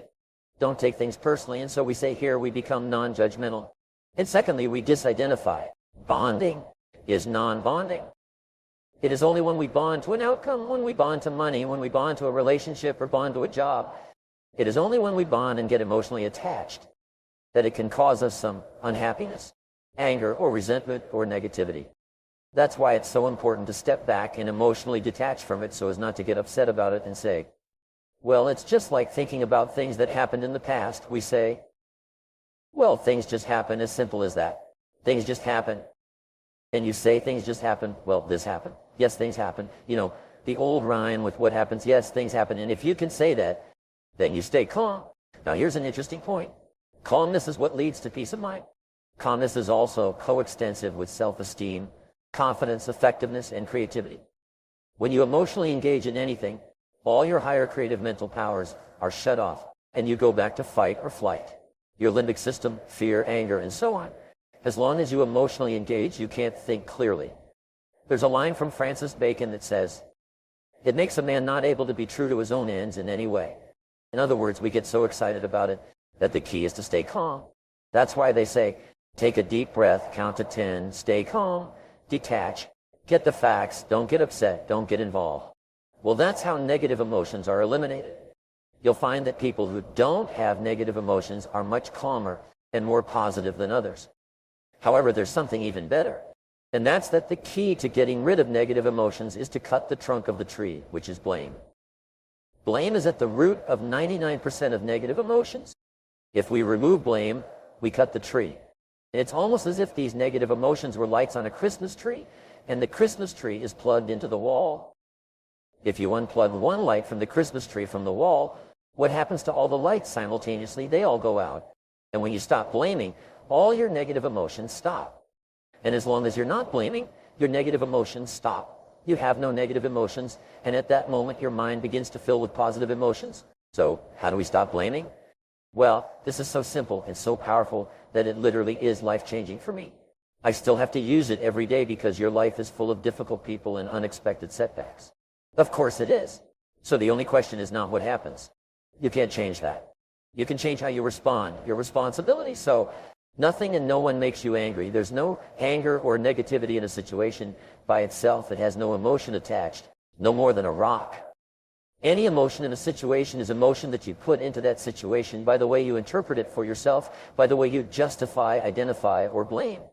So, by removing blame and negative emotions, remove them using the law of substitution. The law of substitution says, replace the thought of blame with this affirmation, I am responsible. Now, this seems so simple, and yet I still think about it and use it every day. It is impossible to blame and accept responsibility at the same time. One cancels out the other. So it is impossible to be negative and accept responsibility. It is impossible not to feel empowered when you accept responsibility. So say these words, say, I am responsible. Now, I want you to think of any negative experience in your life that still causes you anger, sadness, or unhappiness, and simply say instead, I am responsible. Just think to yourself, I am responsible. I am responsible. Now, what I learned that had a great impact on my mind is that rationalize your mind to think of all kinds of reasons why we are entitled to our negative emotions. So instead of using our mind against ourselves by committing emotional harakiri, where you cut your stomach and stab yourself and make yourself unhappy and miserable, you use your mind to eliminate the expression of negative emotions. So if you think of any negative experience in your life, you simply say, wait a minute, I am responsible. I am responsible. And then you think, in what way am I responsible? How am I responsible?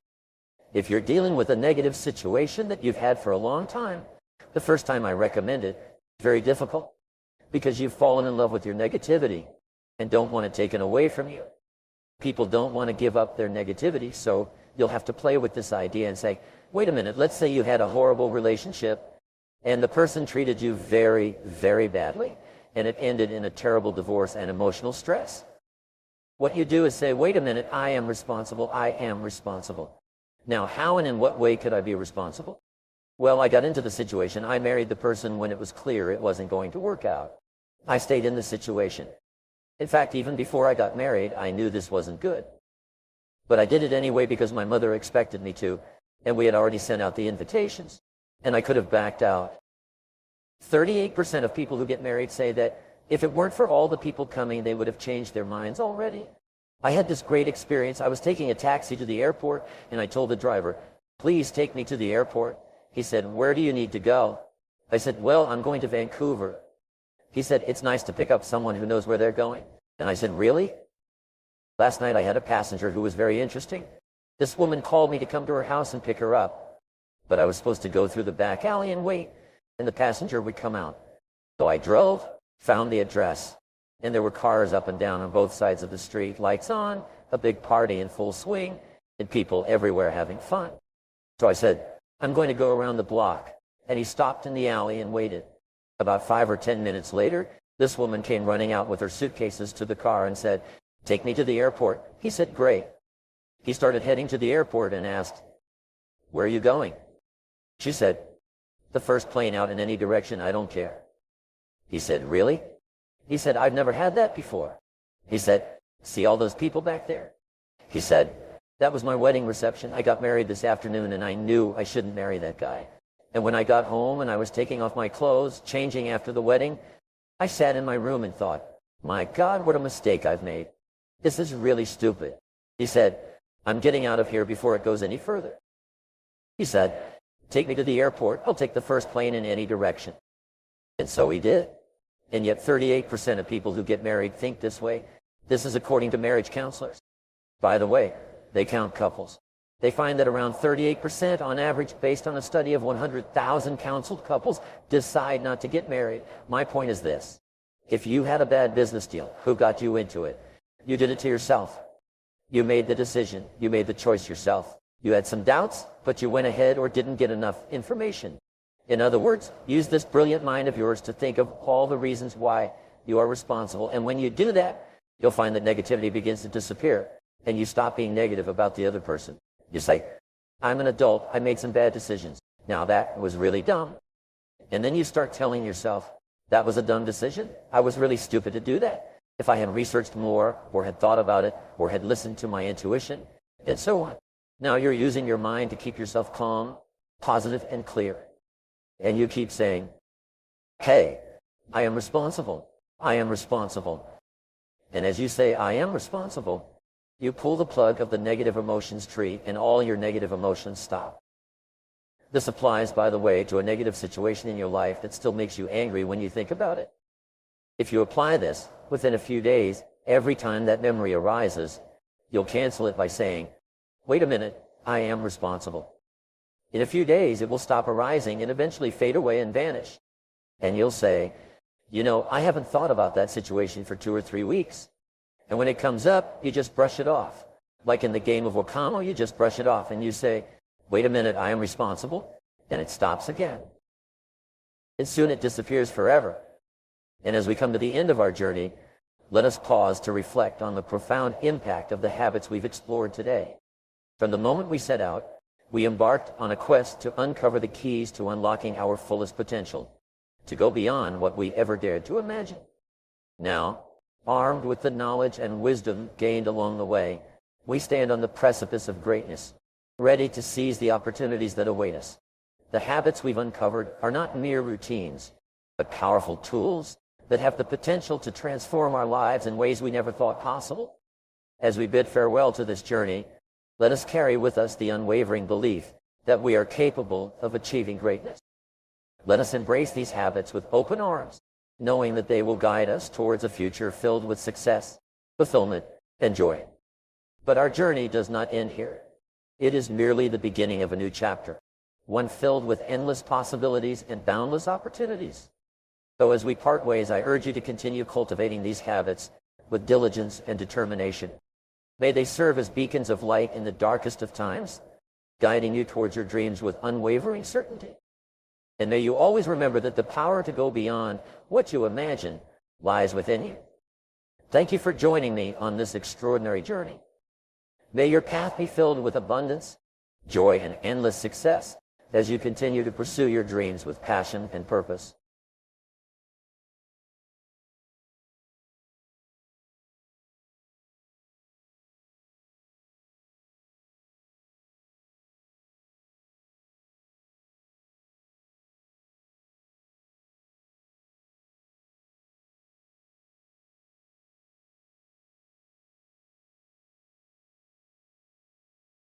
If you're in sales, as I was for many years, you don't really have a choice over the product. You have to assume that your company has produced a good product or service and they have priced it well in a competitive market. So your job is to sell more of it. And this brings us to the great breakthrough of the 21st century. All sales in the 21st century are relationship sales. The relationship sales, which means that people do not buy the product or service. They buy how they feel about the person selling it. Then the product or service becomes important. So the first job of the sales professional is to take the time to develop a relationship of trust and credibility with the prospect. Sincerely, in sales and in life, credibility is everything. Your trustworthiness, your believability, how much I can trust you, how much confidence I feel in dealing with you is the most important single factor, not only as a salesperson, but as a human being. So you will find that your very best relationships in life are with people with whom you have this perfect trust relationship, your spouse, your best friends, your best customers. You have relationships. I work with people on multi-million-dollar deals whom I've never met on the telephone or by email because we have a trust relationship and we can enter into agreements, make commitments, spend money, and put in hours because we trust each other. There's no problem. So trust between a customer and a salesperson is really important. Can you build trust by asking questions? Not by talking about your company or your service, but by asking really good questions and listening closely to the answers and working to understand your customer. Columbia University did a study some years ago, and they found that the average salesperson works only 90 minutes a day. The average salesperson spends all of their time warming up and resting. The average salesperson makes about 2 calls a day, 1 in the morning, 1 in the afternoon, and in between, they're getting ready, making excuses, drinking coffee, eating the paper, checking their email, reading spam, and so on. But they only work 90 minutes a day. They did that first study in 1928, and they've upgraded the study year after year. The latest one was about 2008, and the average salesperson still works 90 minutes a day. So all sales incomes are diluted down to 90 minutes a day.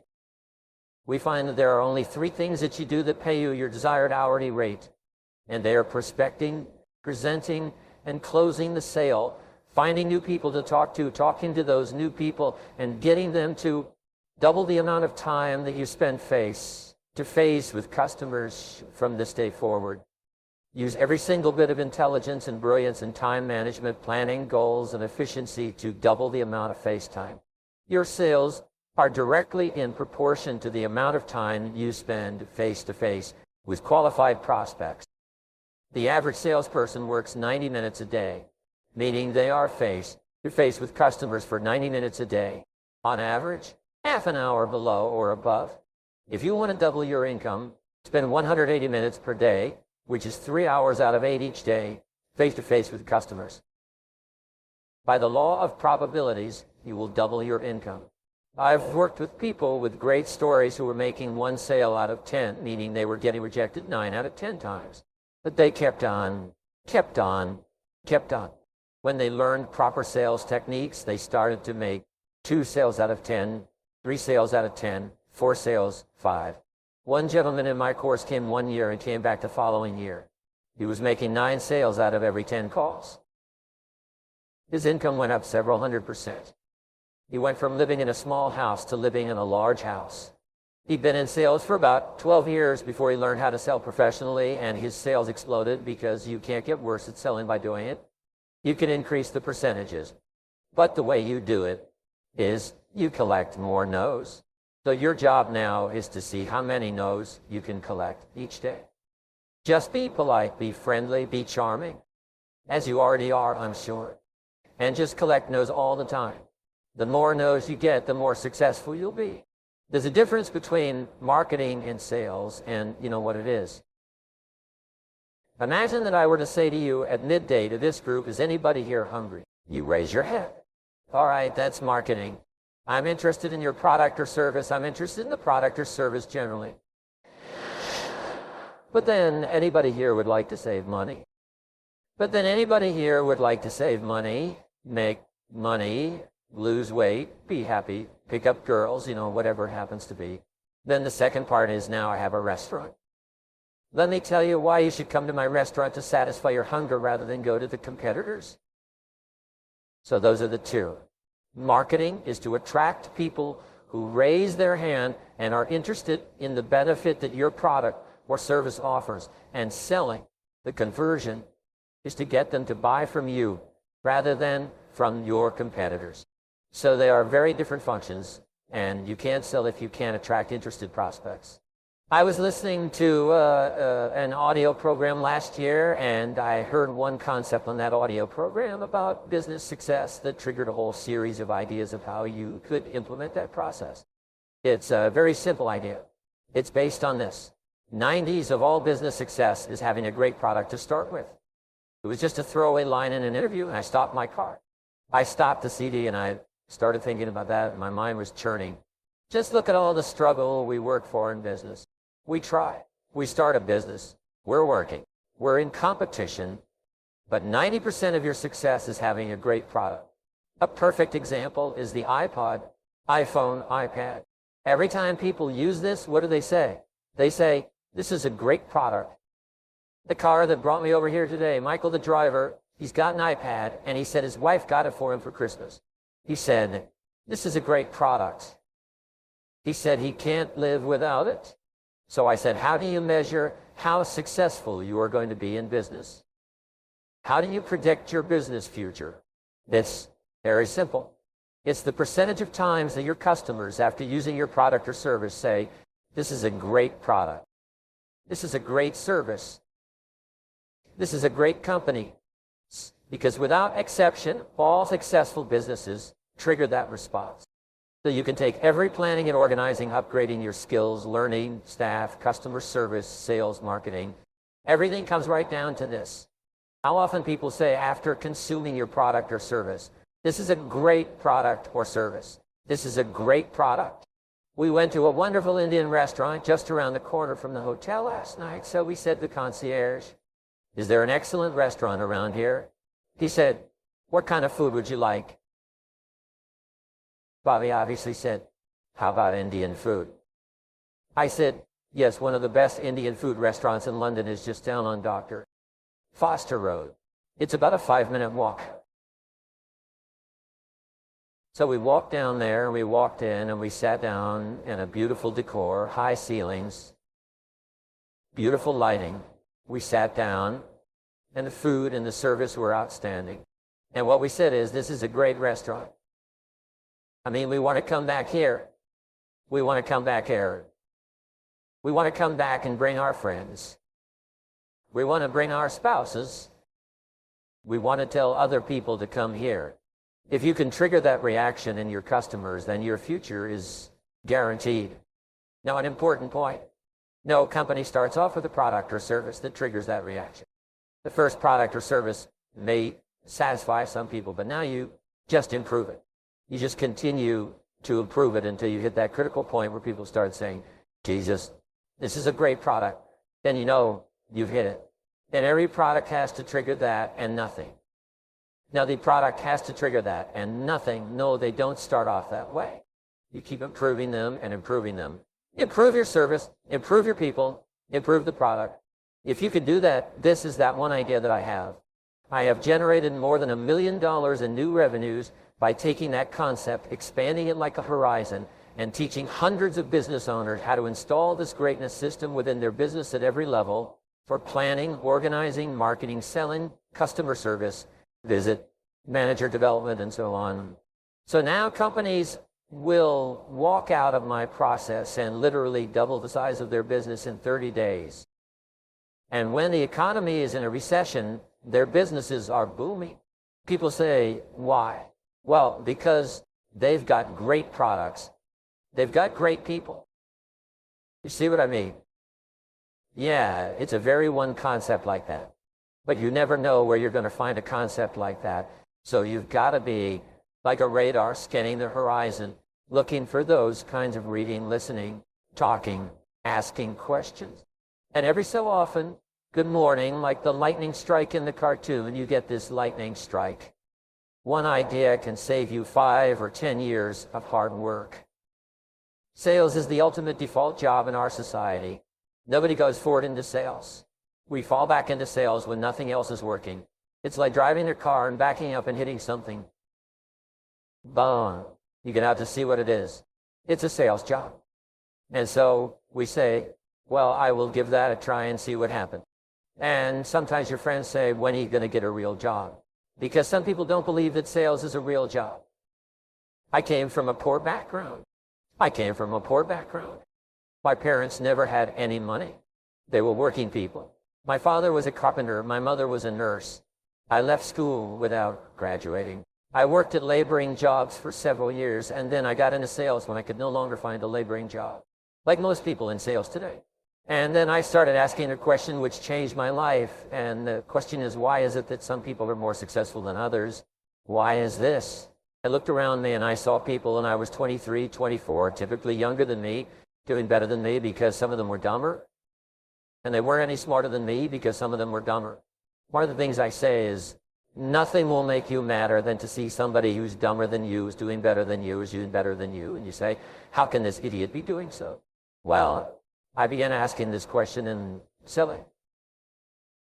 I began asking, why is it that some salespeople are more successful than others? And I did something that very few people ever do. I found later, because I went to the best salespeople and I said, how come you're so successful? And they told me what they were doing, and I did it, and I made more sales.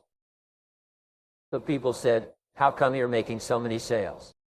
So I told them, and they did it, and their sales went up. And when I got into business, I asked managers, how do you manage in a business like this? How do you organize it?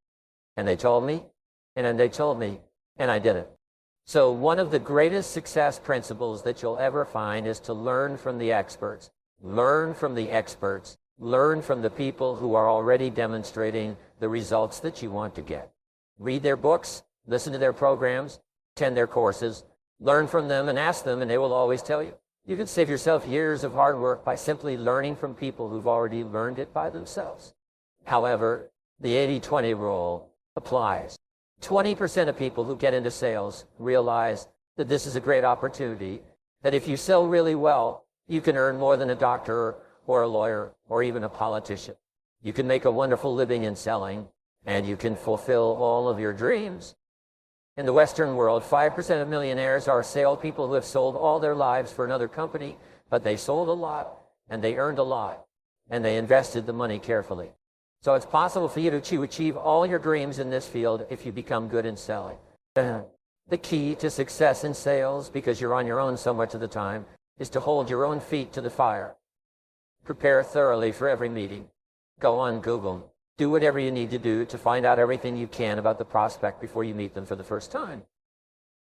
Remember, the first impression is lasting, and a customer today can't tell if you're prepared or not within 30 seconds. If you walk in and you say, thank you very much for your time. I had no idea your company had been here for 33 years. You have 270 people and 12 ranches, and your best-selling product is this and that, and it won one quality award last year. How do you know all this stuff?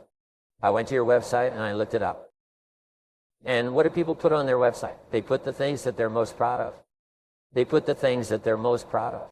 That is, we call this the bragging page. They put things on their ranking page. So you go to their website and you'll learn the things that they're most proud of as a company. And if you feed it back to them and say, look at your website. Wow, that's pretty good material. I see. Gee, we can't even get our own people to look at our website, much less outside people. And you know what? Your credibility goes straight up, and their fears and skepticism and negativity go straight down. There's an inverse relationship between the two. As your credibility goes up, their fear goes down. Now, they start off with a high level of fear and skepticism, but as you begin to build credibility by doing your homework and then by asking good questions to fill in the answers and listening closely to the answers, they start thinking, I'm dealing with a professional. What is the purpose of your business?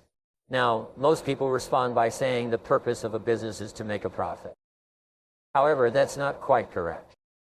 A real purpose of your business or any business is to create and keep a customer. If you can create and keep customers in sufficient numbers in a cost-efficient way, the result will be a profit.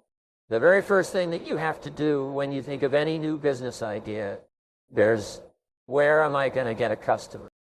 How am I going to get someone to pay for my product or service? So what is the most important measure of business success? The answer is customer satisfaction. It means that you create a customer and you keep the customer and you keep the customer because the customer is so happy with what you did for them. Sometimes I ask people which is the most important sale and they say, oh, it's the first sale.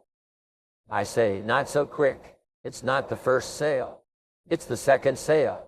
Why? Because you can get the first sale through discounting, through deceit, through all kinds of techniques and methods, but it's the second sale where the customer tells you, you satisfied me so much, you delivered on your promises so much that I am back here to buy again. So the next question is, what is the key measure of customer satisfaction? And the answer is repeat business. Repeat business is where the customer buys and buys again and brings their friends. So the key measure of business success is the customer buys from you rather than from someone else. Buys from you again and brings their friends. And this brings us to the ultimate question which determines your success or failure in business. The question is this, and you ask this on a regular basis of your customers. Based on your experience with us at this time, would you recommend us to others? Would you tell your friends and your associates, members of your family, to buy from us based on the way that we treated you?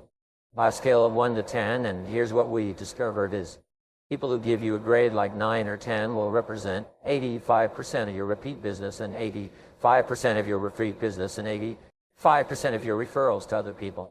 What you have to do from now on is ask your customers in every way possible. How did we do? Did you like us? Did we take good care of you? How could we do it better? On a scale of 1 to 10, how was our service? And if the customer says, well, it was 6 or 7 or 8, what you do is you say, what would we have to do next time to earn a 10 from you? And then orient everything you do in your business to get 10s as many times as possible from as many customers as possible. And that will guarantee your success. Here's a key way for you to achieve all your sales goals. And it's simple. It's very important to break your sales goals down into the activities necessary to achieve them. You see, you can't control the sales themselves because they can go sideways for 1,000 reasons, but you can control the activities which yield or lead inevitably to those sales by the law of probabilities. So the more precise you are about activities, the more likely it is that you will accomplish your sales and your income goals. So here's an exercise for you to complete in order to break down your goals into the precise activities you have to do to achieve each one of them. Start off with your sales volume and your income goal. How much do you want to earn? How much do you want to sell? How many sales will you have to make in order to achieve that? Work out what you earn per sale and divide that into your earnings goal.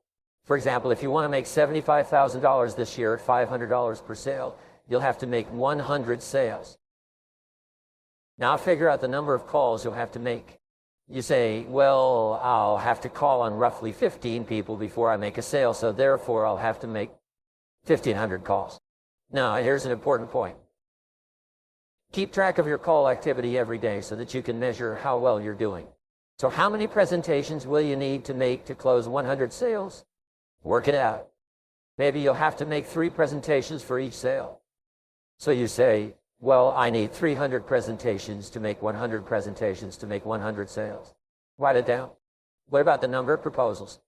Well, one of these prospects out of 3 actually buy, so the other 2 need proposals. So I need 200 proposals.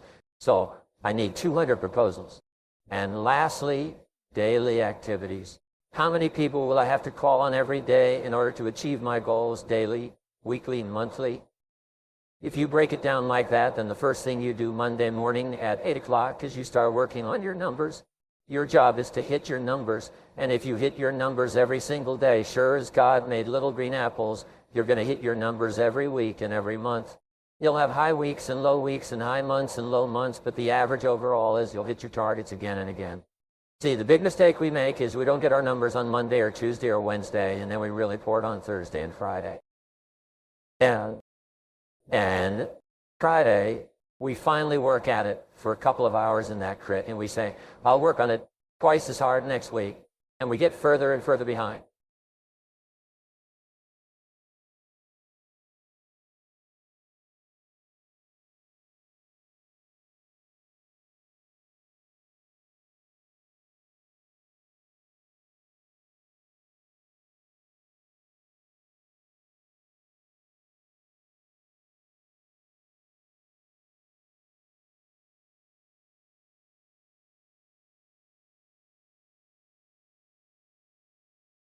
There's never enough time to do everything you have to do. You are literally swamped with work and personal responsibilities. There will always be more to do than you can ever accomplish in the time you have available to you. No matter how much time it is, get control of your time and your life only by changing the way you think. Work and deal with the never-ending river of responsibilities that flows over you each day. You can get control of your tasks and activities only to the degree that you stop doing some things and start spending more time on the few activities that can really make a difference in your life. Just find out what successful people do and do the same things until you get the same results. Wow, what an idea. Simply put, some people are doing better than others because they do certain things differently and they do the right things right. Especially, they use their time far, far better than the average person. Coming from an unsuccessful background, I realized that I could change my life and achieve almost any goal I could set for myself if I just found out what others were doing in that area and then did it myself until I got the same results they were getting. I have found a simple truth. The ability to concentrate single-mindedly on your most important task, to do it well, and to finish it completely is the key to great success, achievement, respect, status, and happiness in life. The key to success is action. The faster you learn and apply them, the faster you will move ahead in your career, guaranteed. This is a wonderful time to be alive. There have never been more possibilities and opportunities for you to achieve more of your goals that exist today. In fact, there are so many good things you can do that your ability to decide among them may be the critical determinant of what you accomplish in life. If you're like most people today, you're overwhelmed with too much to do and too little time. Because of this, you will never be able to do everything you have to do. You will always be behind in some of your tasks and responsibilities, and probably in many of them. An average person who develops the habit of setting clear priorities and getting important tasks completed quickly will run circles around the genius who talks a lot and makes wonderful plans but gets very little done. It's been said for many years that if the first thing you do each morning is to eat a live frog, you can then go through the day with the satisfaction of knowing that it's probably the worst thing that's going to happen to you all day long. Your frog is your biggest, most important task. It's also the one task that can have the greatest positive impact on your life and results. It's also been said that if you have to eat 2 frogs, eat the ugliest one first. This is another way of saying that if you have 2 important tasks, start with the biggest, hardest, and most difficult task first and think of this as a test. Resist the temptation to start with the easier task. Continually remind yourself that one of the most important decisions you make each day is your choice of what you will do immediately and what you will do immediately and what you will do later, if you do it at all. The key to reaching high levels of performance and productivity is for you to develop the lifelong habit of tackling your major task first thing each morning. Successful, effective people are those who launch directly into their major tasks and then discipline themselves to work steadily and single-mindedly until those tasks are complete. Failure to execute is one of the biggest problems in organizations today. They talk continually, hold endless meetings, and make wonderful plans. But in the final analysis, no one does the job and gets the results required. Fully 95% of your success in life and work will be determined by the kinds of habits that you develop over time. The habit of setting priorities, overcoming procrastination, and getting on with your most important task is a mental and physical skill. This habit is learnable through practice and repetition over and over again until it locks in your subconscious mind and becomes a permanent part of your behavior. Task completion gives you a positive feeling. One of the keys to living a wonderful life, having a successful career, and feeling terrific about yourself is for you to develop the habit of starting and finishing important jobs. At that point, this behavior will take on a power of its own, and you'll find it easier to complete important tasks than not to complete them. Fortunately, your mind is like a muscle. It grows stronger and more capable with use. You can learn any behavior or develop any habit that you consider either desirable or necessary. You need 3 qualities to develop the habits of focus and concentration, which are all learnable. First, make a decision to develop the habit of task completion. Second, discipline yourself to practice the principles you're about to learn until you master them. And finally, back everything you do with determination until the habit is locked in and becomes a permanent part of your personality. See yourself as the kind of person who gets important jobs done quickly and well on a consistent basis. Visualize yourself as the person you intend to be in the future. When you train yourself through repetition and practice to overcome procrastination and get your most important task completed quickly, you will move yourself onto the fast track in your life and career and step on the accelerator. Before you can determine your frog and get on with eating it, you have to decide exactly what you want to accomplish in each area of your life. Clarity is the most important concept in personal productivity. A major reason for procrastination and lack of motivation is vagueness, confusion, and fuzzy-mindedness about what you are supposed to do, and in what order and for what reason. Here's a great rule for success. Think on paper. Only about 3% of adults have clear written goals. There's a powerful formula for setting and achieving goals that you can use for the rest of your life. Many graduates of my training programs have increased their incomes dramatically in a matter of a few years or even a few months with this simple 7-step method. Step number 1, decide exactly what you want. Either decide for yourself or sit down with your boss and discuss your goals and objectives until you are crystal clear about exactly what is expected of you and in what order of priority. Here's another rule. One of the very worst uses of time is to do something very well that need not be done at all. Step number 2, write it down. Think on paper. A goal or objective that's not in writing is merely a wish or a fantasy. It has no energy behind it. Step number 3, set a deadline on your goal. Without a definite deadline accompanied by the assignment or acceptance of specific responsibilities for completion, you will naturally procrastinate and get very little done. Step number 4, make a list of everything that you can think of that you're going to have to do to achieve your goal. A list gives you a visual picture of the larger task or objective. It dramatically increases the likelihood that you will achieve your goal as you have defined it and on schedule. Step number 5, organize the list into a plan. Decide what has to be done before something else and what needs to be done afterwards. Lay out your plan visually in the form of a series of boxes and circles on a sheet of paper. You'll be amazed at how much easier it is to achieve your goal when you break it down into individual tasks. Step number 6, take action on your plan immediately. An average plan vigorously executed is far better than a brilliant plan on which nothing is done. And finally, step number 7, resolve to do something every single day that moves you toward your major goal. Read a specific number of pages on a key subject. Call on a specific number of prospects or customers. Engage in a specific period of physical exercise. Learn a certain number of new words in a foreign language. Once you start moving, this discipline alone can make you one of the most productive and successful people of your generation. Clear written goals have a wonderful effect on your thinking. They stimulate your creativity, release your energy, and help you to overcome procrastination. Goals are the fuel in the furnace of achievement. The bigger your goals and the clearer they are, the more excited you become about achieving them.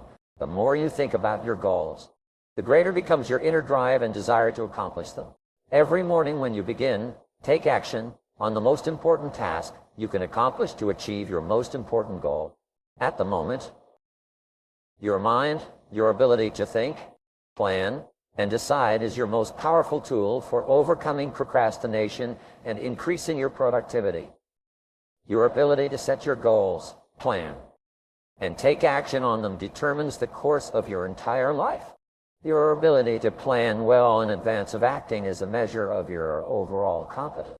The better the plan you have, the easier it is for you to overcome procrastination, to get started, to eat your frog, and then to keep going. The good news is that every minute spent in planning saves as many as 10 minutes in execution. This small investment of time will save you at least 2 hours, 100 to 120 minutes in wasted time and diffused effort throughout the day. Before you begin, always work from a list. When something new comes up, add it to the list before you do it. You could increase your productivity and output by 25 or more from the very first day that you begin working consistently from a list.